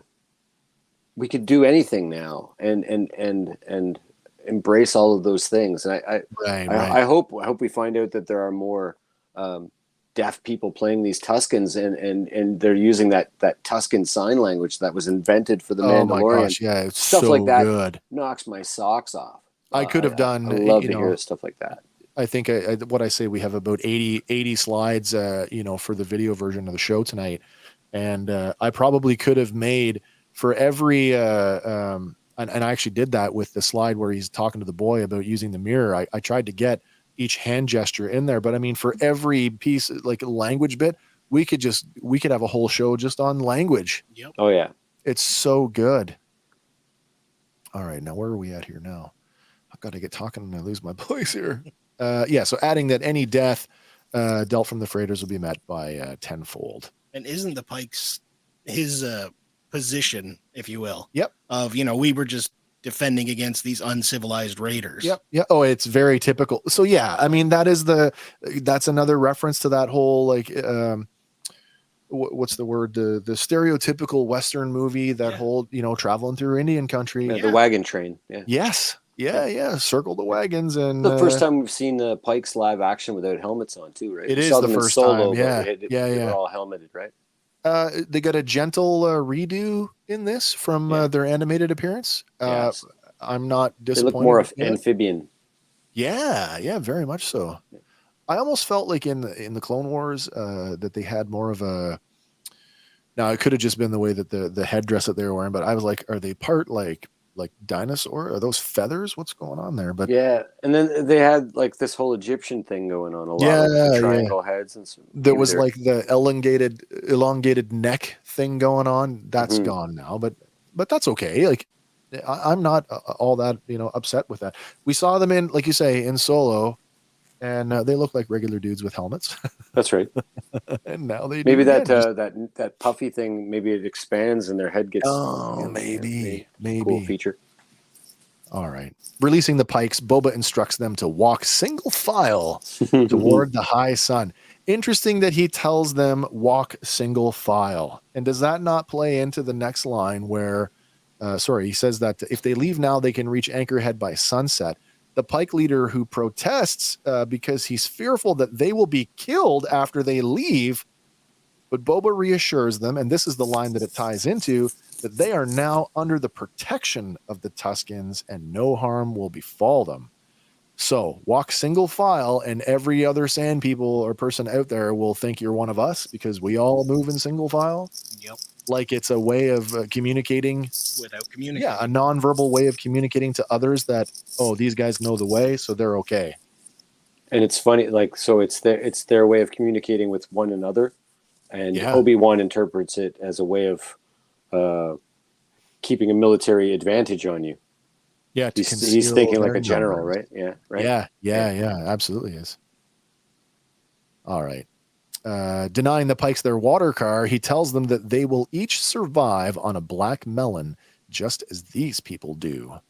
Just then, one of the raiders knocks a stopper off the water car, and more water than probably any of them have ever seen in their entire life pours out onto the desert, and the tribe rushes to fill practically any and every container that they can get their hands on. The chief, who watches from a short distance away, locked eyes with Boba Fett, and both men nod respectfully. All right. That night, while seated around a fire, the chief explains that there are many different Tuscan tribes, and since the ocean's dried up, his tribe has survived by staying hidden, whereas some of the others have taken to killing. Boba tells the chief that they shouldn't have to hide. They're warriors. But the chief tells him that the offworlders have machines. Boba counters saying that, well, you have machines now as well, and you know every grain of sand in the Dune Sea. The chief tells Boba that he has a gift for him, but Boba doesn't understand and says, why? Handing Boba a small wicker cage, the chief tells Boba that he's a good guide and that this gift will now guide him. Opening the cage, we can see a tiny lizard. He thanks the chief, telling them that he will let it guide him. And with that, the chief flicks a mist onto Boba's face, and the lizard leaps from the cage, diving up Boba's nose. Disoriented, Boba apologizes, thinking he swallowed the lizard, and the chief tells him that the lizard will guide him from inside his head. We can't let this go without a little bit of a chew on it. At first, I'm like, and I don't use recreational drugs.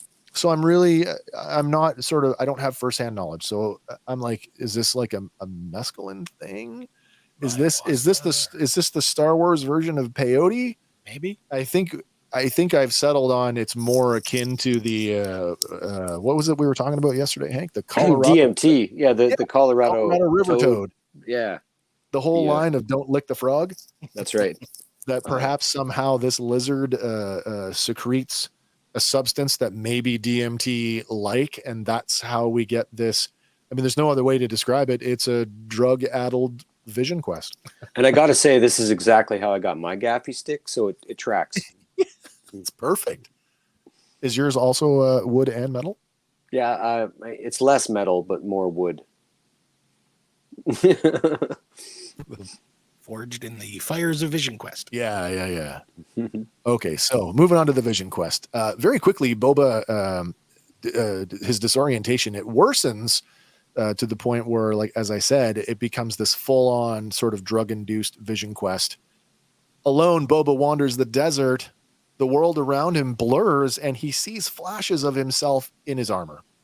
Falling on the sand, he looks up to see two trees, barren of any foliage, growing from a sea. And by sea, I mean like full-on ocean, like water, while a storm rages overhead. Staggering up to the larger of the two trees, Boba grasps at a bough while several pairs of red glowing eyes watch him, and they whisper like Jawas. The tree begins to wrap around Boba, and he sees himself inside the Sarlacc, both in and out of his armor. Next, a young Boba stares at his father's helmet, but the reflection in the visor is his adult self. Young Boba then runs across his room on Kamino, watching as his father departs in Slave One. Now, back at the tree, Boba grasps at one of the limbs, breaking it in two, and the Vision Quest erupts in a crashing wave of water. Now, we had a difference of opinion on this. Hank, you want to go through what you think about it? It was just a thought. I think I'm in your camp. Sure. But I wondered, maybe this was a vision of Tatooine before the drought. Pre-drought. And so in my head, it was like it was showing him where the trees were pre-drought, and that he would be guided to that point, and then he's probably wrestling a dead trunk there or something. I think you're right on that one. And then that's where he found the tree, where an actual tree would have been. And all reports are that Tatooine was a water world. Was an ocean oasis. A low, shallow ocean covered the entire planet. But when you said it's mixed with all the scenes of Kamino, that makes more sense that his brain is mixing Kamino and Tatooine together, and that actually does make sense. If the lizard was a gateway to something like Mortis, where we could, world between worlds, but I don't feel like that's really an element that exists here. I think, as you say, I think it's more, it's his memories of Kamino superimposed on. Right. Yeah. I'm seeing a desert, but I grew up on an ocean world, and the two are blurring together. And the quest doesn't seem to be about more than just a rite of passage and picking the weapon. Yeah. Yeah. It seems to be, it doesn't seem to be about becoming the chief or having other kinds of spirit. It's It's focusing on picking the piece of material that is going to be the weapon. Yep. Once again, this week, young Boba Fett credited as Daniel Logan. So is this more unused footage? Could be. It's really possible. And it's a great looking scene. Yeah, it's good stuff. I hope he's getting paid. Yeah, really. All right. So the following morning, with a flash of light, we are back at the Tuscan camp. Boba's young friend sits playing with a steel pot while his Massif lays on the sand beside him. Perking up, the Massif notices something in the distance, and the boy stands up to get a better look. Blurred from the heat, we can see Boba dragging a long stick. The boy alerts the adults and then runs out to meet him. So standing outside a large communal tent, the chief watches as Boba approaches. And there it is. There's that Bedouin style tent, much more fabricy and less hide-like. Mm-hmm. That's right. Yeah. All right. Struggling to stay on his feet, Boba faces the chief. When he holds out the wicker cage and opens it, the lizard crawls out Boba's nose and leaps back into it. Boba exclaims that he thought the lizard was part of the dream. The chief then tells Boba to show him the stick.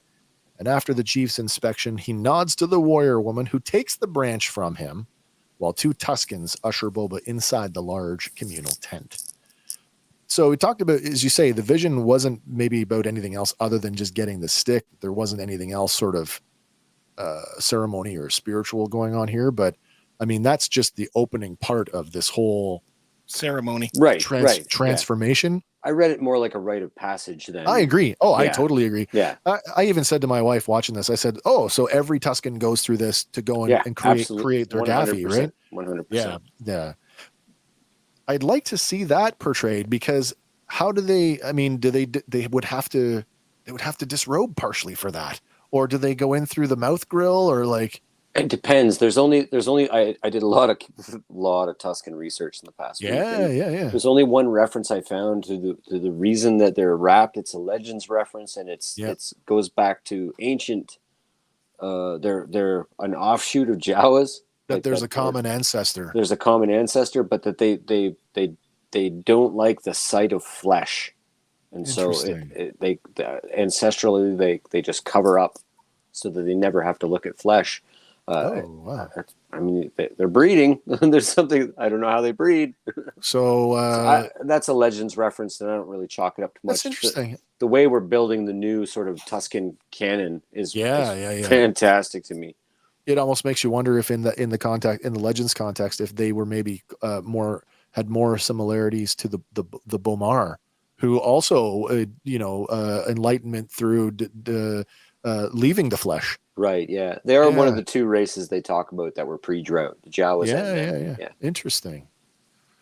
All right. So, standing inside the tent, Boba is draped ceremoniously in black cloth. First his torso, then his arms, and finally a black cloak to top it all off. Stepping from the tent, Boba throws back the cloak, revealing an ammunition belt, and the chief looks him over. With a gesture from the chief, the boy runs forward, taking Boba by the hand. It seems that there is more planned for him. Leading Boba out into the desert, the two stop on a dune, and Boba takes in the scene in front of him.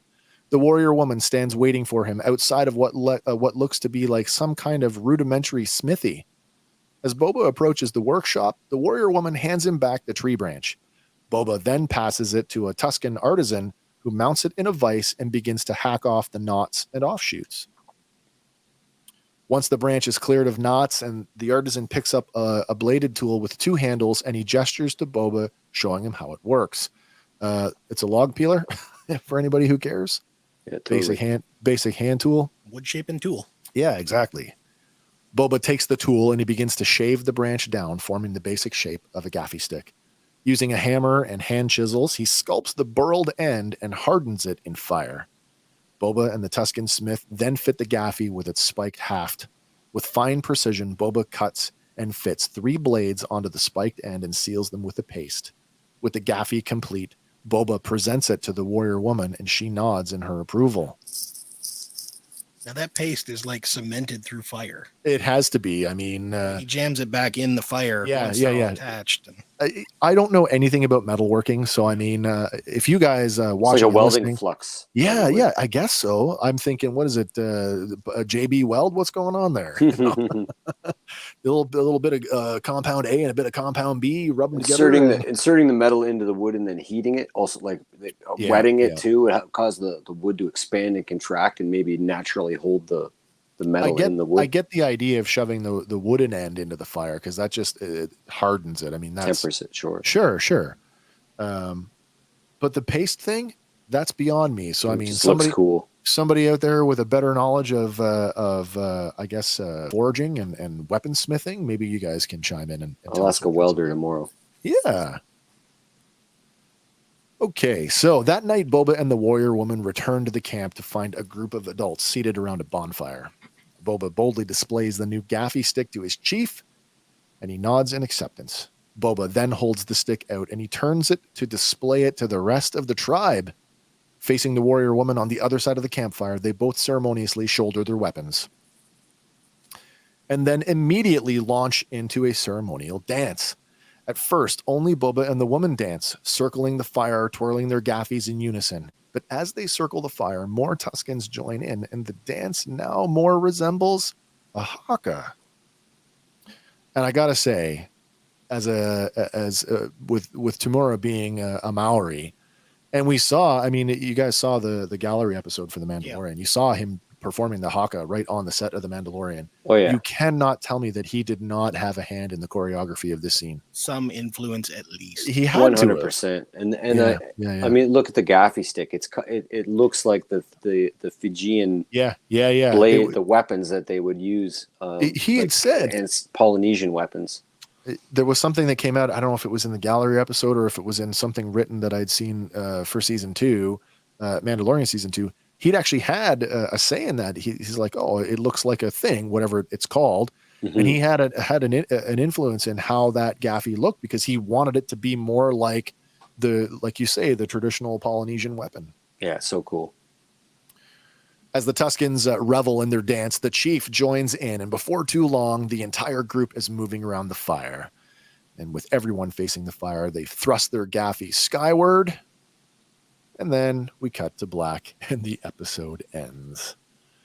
Holy cow. There was a lot going on in that. Yeah. Wow. Anything that stands out for you guys on this one that you want to talk about? Anything you want to chew on a little bit more? As far as his dreams go, this was a less violent than the first episode. Yeah, I guess so, eh? So they're not all bad. No. We're sort of moving at a rapid pace through through his past. I might be wavering on the fact that we're going to be following the Tuscan storyline the whole way through. I think that, like you said earlier, those parts are going to get shorter while the other parts get longer. Yeah. But I do think that there's going to be some relevance to however that ends and ties into the end of the present, if you will. Did anybody have and maybe this is just me, but even Kim and I both said this, like, do you think that, at the end of it, because the whole transformation, I'm leaving this life behind, I'm moving into another phase of my life. Do you think, is there a chance, as slim as possible? And I know, like, there's a certain amount of, this is going back to the corporate aspect of Star Wars, that you're not going to do something with a cash cow, but do we think there's room for Boba to die at the end of this series? Maybe. I mean, maybe. I don't know if they would do that in terms of like you say, he's a very valuable commodity right now. Yeah, absolutely. And it seems to be doing very well. I don't even know if this is the last of the Book of Boba Fett. I think we might get more seasons of this. I feel like, something like this where, you kind of have to plan. You absolutely have to plan ahead. So, I mean, you've got probably loose story ideas for multiple seasons, but you do have to pay attention to what is the audience reception. And right. I am curious to know, how long will it take before Disney / Lucasfilm actually, let on how big or how small, and let's be real, it's big, how big the reception has been so far. Yeah, do they release stuff officially? Very rarely. Netflix does occasionally. Netflix will occasionally talk about sort of, now they don't talk numbers, but like, for example, this week they just, today actually, they just talked about that Don't Look Up is now the third highest movie on Netflix of all time. Hmm. So what does that mean? It means a lot of people are watching it, right? Right. And maybe even multiple times. Yeah, possibly. I don't know how they track that stuff.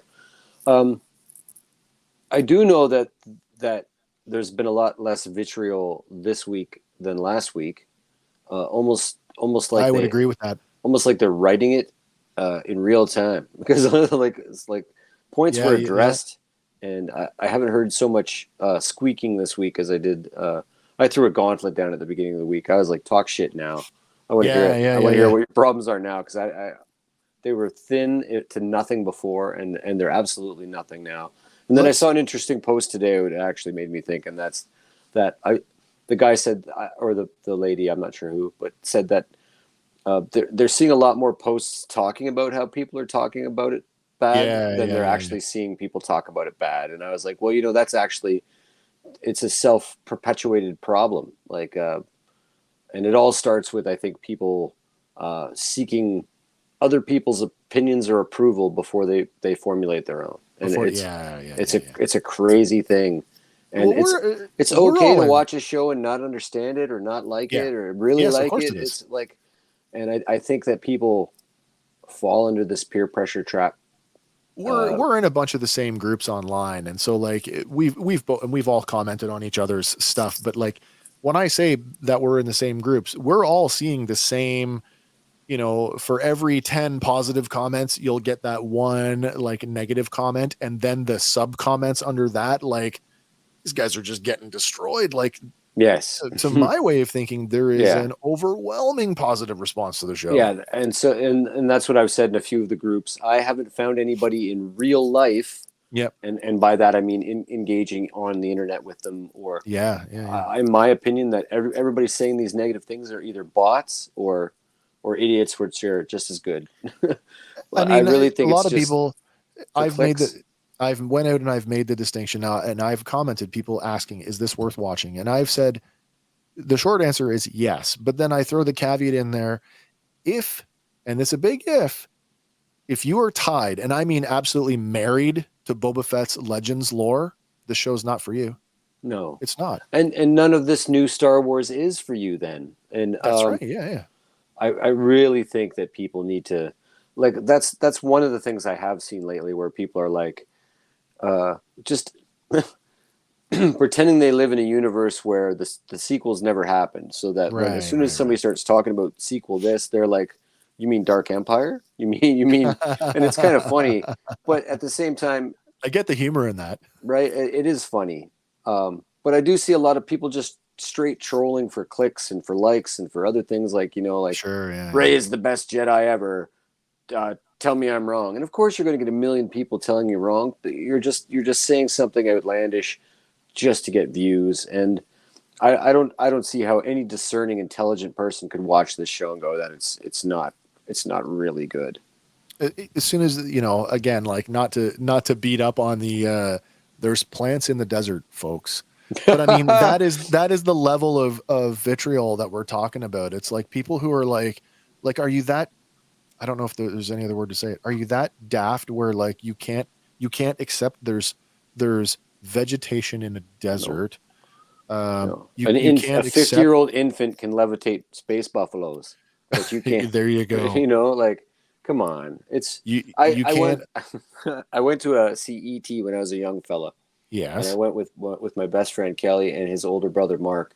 Sure. His older brother Mark's he's a talented, wonderful artist. Mark Maron, hi, if you're watching this. I doubt it. But we were watching the part where E.T. and Elliot fly across the moon. That very famous part. And very audibly, all the kids in the audience are like, and very audibly, Mark goes, "Oh, come on." And that's the kind of thing that I'm like, if why are you there if you're not there to enjoy something or suspend your disbelief, at least for a few seconds, and if you go through life not being able to tell the difference between entertainment and real life, you're never going to be entertained. No, I don't think. The argument of they're making him a hero. Well, I don't think they're making him a hero at all. They're just humanizing this character. As much as they made Tony Soprano a hero. Right. Or they're taking the mystery away when they take the helmet off. Well, we just went through this. I mean, if you don't take the helmet off, what have you got? Like, if you just want to see a guy run through the galaxy, shooting bad guys and bagging bounties, then, you can play a video game. You could play a video. You could watch the news. Do you know what I mean? Like, you could watch the news. If you want that kind of entertainment, I mean, there's other ways to get it. But maybe somebody has an itch for Dog the Bounty Hunter, the Star Wars show, but the Star Wars version of Dog. This is so much more nuanced, and I'm like I said, we don't know anything about this character, so there's no way for you to tell me intelligently that we don't. It is Boba Fett wouldn't do that. You have no leg to, not you, but person saying that has no leg to stand on at all. It is by far the best and most compelling argument on that side of the debate for that character. And I mean, people are ripping that apart going, well, no, you don't know. You don't know. You don't. This is why I go back. I circle back to the whole, like, if you're married to the Legends lore, then that's fine. Like we quite often say on our show that your headcanon oftentimes is just as important as what Disney tells us the real canon is. But I mean, for me, it's all Star Wars and I just want more of it. Yeah, if you really like that other stuff, this doesn't take anything away from it. It adds to it. You've got two different versions of what happens after Return of the Jedi if you want, and you could run with them both. And I mean, there's like 3 or 4 different versions because the Marvel Comics has a version, and Dark Horse Comics has a version, and the animated series have a version, and so George Lucas is sitting there with his own version that we still don't know in his head. So. And I mean, by and large, most of us who are watching these things, who are consuming these properties, we are fans of the genre. And so, I mean, how many Star Wars fans also happen to be fans of superhero based comic books? If you can't accept alternate versions of characters because it's not the same as what you remember, that's you. That's not the property. That's you. Of late, 100%. the entire industry is banking on that multiversal concept. Yep. It's certainly hot right now. It's hot in Marvel, and we're definitely has been for years. Well, there you go. Well, Marvel and DC. I mean, DC every time you turn around, there's another crisis. We got to fix it. Well, guys, listen. I thought we were going to run late tonight because we had a whole lot more information to get through. But you know what? Well, here's one question for you. Yeah, go for it.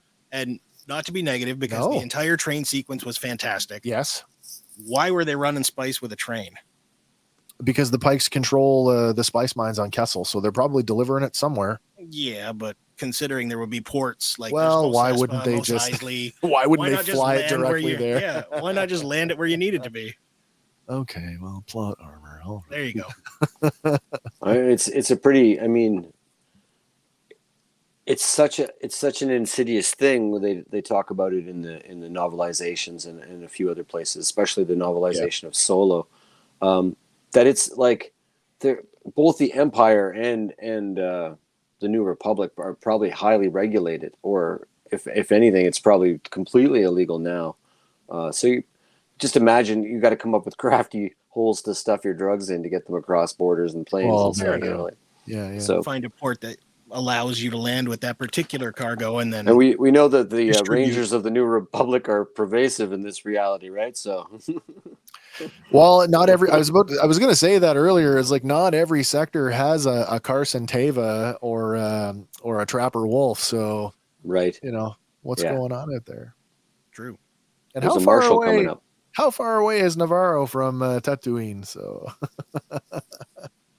hey, can we talk just a second here about the evolution of the costume? I mean, there's some real differences here. We got Boba, who's recovered his armor in the Mandalorian, and by the end of the Mandalorian, where they're calling it the re-armored Boba Fett. Have you noticed that there's already some differences from Mandalorian to now? Yes, yeah. They Like, do you think that's the color difference that Robert Rodriguez was saying that was going to be so controversial? It may be. I was thinking more along the lines of like, and this ties directly, and I gotta wonder, is this another Filoni influence? Did you notice? Let me see if I can pull it up here. I don't know if I have an image of this when they're going into the mayor's office. Oh, do I have it here? No, you don't really see. Oh, I guess you can kind of see it here from behind. Yeah. Do you notice that Boba's skirt is very much like that of an ARC trooper? Yeah. Yeah, it's like from I the belt couldn't down. help but see the like, wow, that's really like. Remember the old snow? Remember the old snow troopers? Yeah, with the skirt, with the where they clipped skirt. on the. Yeah. Yeah. So it reminded me of that too. Yeah. Whereas, like at the end of the Mandalorian, it's still kind of more like the big bulky robe on top of everything. So I got the impression that the image that we see when he steps out of the Tuscan tent is basically. He took off the outer robe and then just threw the Boba Fett armor over top of that. On top of that, yeah. And that armor is that robe is kind of squishing out from wherever it can. Yeah, it probably is. Looks a little more billowy. But there seems to be subtle paint differences. I think the major paint difference, I took a screen cap a couple days ago and I forgot to send it on the socials to you guys. But I think there's a new paint job on the Slave one. I think you're going to find like a lot of white, a lot of white on it. Like looks like checkers. Like I don't know. I'll send you the image after. And it's from the on Disney Plus. It's from the poster for Book of Boba, but now it's changed to this new black background, and there's no Slave one in it. It was this big orange sort of Tatooine background, and the Slave one was parked in the ground behind them, and it was a totally different. It had a lot of white lines on it for a Slave one that we're familiar with. Anyway. I actually think we got a different helmet in this. I saw a thing the other day, and I know that he's a much thinner guy, but I saw a Cobb Vanth come up the other day, and the helmet on him just looks like enormously wide. Like the cheeks are like really out there. There's also an angle too, and I was trying to track this down because the Empire Strikes Back helmet looks so much more flared. Yeah, but it's the angle. It's actually the angle that they shoot him at. Because I was playing with the toy and I was like, oh, if you pitch the angle slightly, it looks more narrow. So I think Cobb Vanth being super skinny accentuates that. That, sure it would. But yeah, that Empire flare seems to be missing in return, but it's just because he's always got his head down. I'm gonna go one more time. We joked about this ourselves, but the dad Boba Fett. I just take a look at Tem there in the upper left hand corner there, like topless with nothing on from the waist up. That guy is jacked. He's fit. Like he's super fit. And now when he steps out of the back to tank in the first episode, he's fit. He's in great shape for a 62 or 63-year-old man. Well, absolutely. And therein is exactly what I was getting at. No, he's not Jeremy Bulloch. No, he's not a slight man. So people who are like, I mean, what do you want? Want to talk about nerd rage? People got like super upset when they came to realize that Din Djarin is a amalgam of three people. That there's his blaster stunt double. There's his melee stunt double and Pedro. Right. And that Pedro is not in the suit nearly as much as the other two. Oh my God, it's not him. Well, what do you want? Now it's the other. You can't have it both ways. Yeah. Now you've got Temuera Morrison playing Boba Fett, and he is in the suit probably more often than he's not. That's right. And you're complaining about that. Yeah, there's no making them happy. That's why I'm coming to your house. With our gaffy sticks. Yeah, and my helmet, and it'll be on. Yeah. But yeah, I mean, that guy, he's in great shape. And how could you ask for so much? All that so far, I haven't seen anything that would indicate that he's not one heck of an actor either. I know there was some worry about that in the fan community before it even aired. I think he's doing a hell of a job. I mean, a lot of it is grimacing, a lot of it is one-line stuff, but sure it is. We are at the perfect time right now where that man is at the right age where he could. I know that there was a lot of CG in the Clone Wars, but he could. I mean, if we wanted to dig in and do a thing and just explore like clones after the war, he is age appropriate to play every clone right now. Yep. Yeah, if You I know? mean I was hesitant before, and mostly it was based on Aquaman. Yeah. But I like Aquaman. I think maybe he could pull. Well, it's just his performance was a little bit, like Yeah. not terrible, but not. Anyway, I think after watching these couple of episodes, I'd like to see him try Rex. I'd like to see Me him too. try. Me too. I do. 100% would. Yeah. Yeah. I would love to see him take a crack at Rex. Where is Rex right now? The Battle of Endor wasn't that long ago. Nope. And man, presumably he's on in the inner circle of the New Republic. I would think. That's right. Yeah. In terms of their war effort or their the militarization or command structure of that. Well, we've got him Republic. now. We've got Jamur now, and I mean, as you say, the character of Boba Fett is a hot commodity right now. So let's use let's get as much out of him as we can, as long as he's willing to do it. Oh yeah. Here's one for you. Yeah. If you're gonna go that route, have him portray a few of the clones. Oh but yeah, then absolutely. have him like portray all of them, but then mix in the voice work of D. Bradley Baker. Could be great. I think that That would way be you could fantastic. expand that acting set like tenfold. Could be great. Well, even now, like he's even talking about some of the interview stuff that Tem has given out over the last few weeks, talking about Boba Fett, is that he did the lines on he re-recorded the dialogue for Empire. Means a lot to me. Mm-hmm. But coming to this role for Book of Boba Fett, he actually wanted to do something with the voice because of he's wounded, he's damaged, he's been down in the belly of the Sarlacc, and yeah, so he's put a bit more gravel into it. That's Absolutely. intentional. Yeah, absolutely. He did. I just read an interview with him the other day where he said that he was feeling in life, and I guess you get to feel this way that you've hit your past, or you're approaching your best before date. And he said that just having been approached by the people to do the project, and then actually doing the project, he just feels like that best before date has been pushed so far into the future. You know who else does? Stallone. Stallone got to the point where he was like, okay, I just put the finishing touches on. Was it when he did Rocky Balboa? He's like, maybe I can retire now. He was going to retire.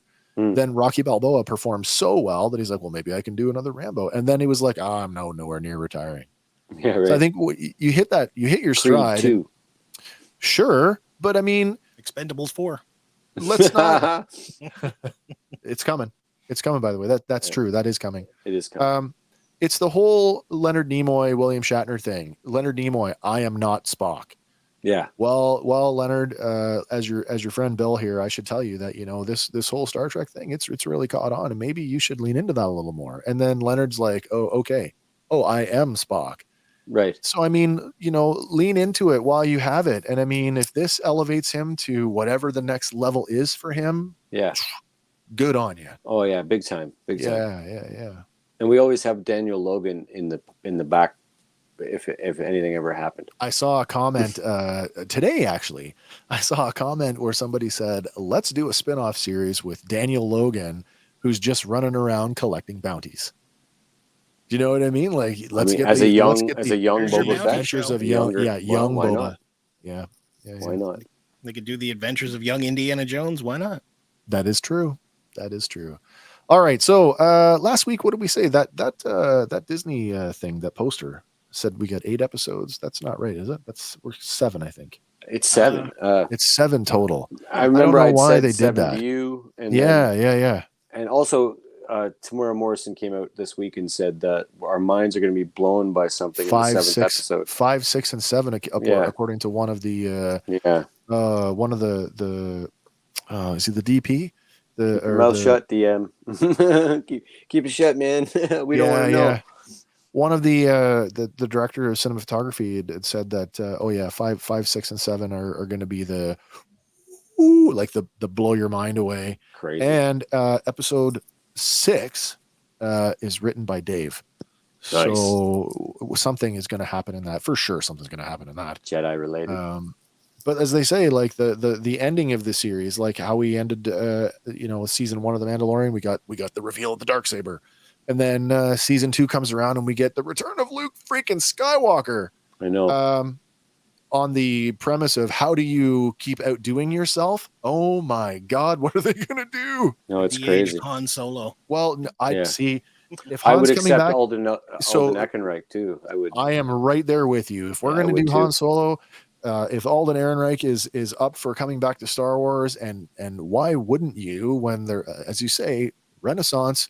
I would totally go for an Alden Ehrenreich Han Solo cameo. And like you say, Hank, if Boba Fett has an arch enemy, it's Han Solo. Yeah. So right, like definitely. All right, guys, we're just a little over the 2-hour mark. I think we can pretty much wrap it up here. Again, the most Western of space Westerns ever Western in the Western world. And the most, the best portrayal of indigenous peoples in a Western television production of all time. I cannot say enough about that. I absolutely love this episode. If last week's was a 7 something, this is a high 9. Oh, this is easy. a high 9 for me. I love this one. So much going on. I can't wait for Me Tuesday too. morning at 4 a.m. Oh, are you watching it that early? Oh yeah. Oh wow. I don't have that kind of ambition, but you know what, guys? We're going to be back here in a week's time, and hopefully you guys will join us as we dive right back into episode 3 on our little show here that we like to call the Book of Boba Fandom. And I guess until next week, friends, that's it for me here at Fandom Power. I'm Wes. I'm Andy. And I'm Hank. Still 5 seconds in the past. Don't forget to like and subscribe, people. All right. We love you. Until next week. Bye for now.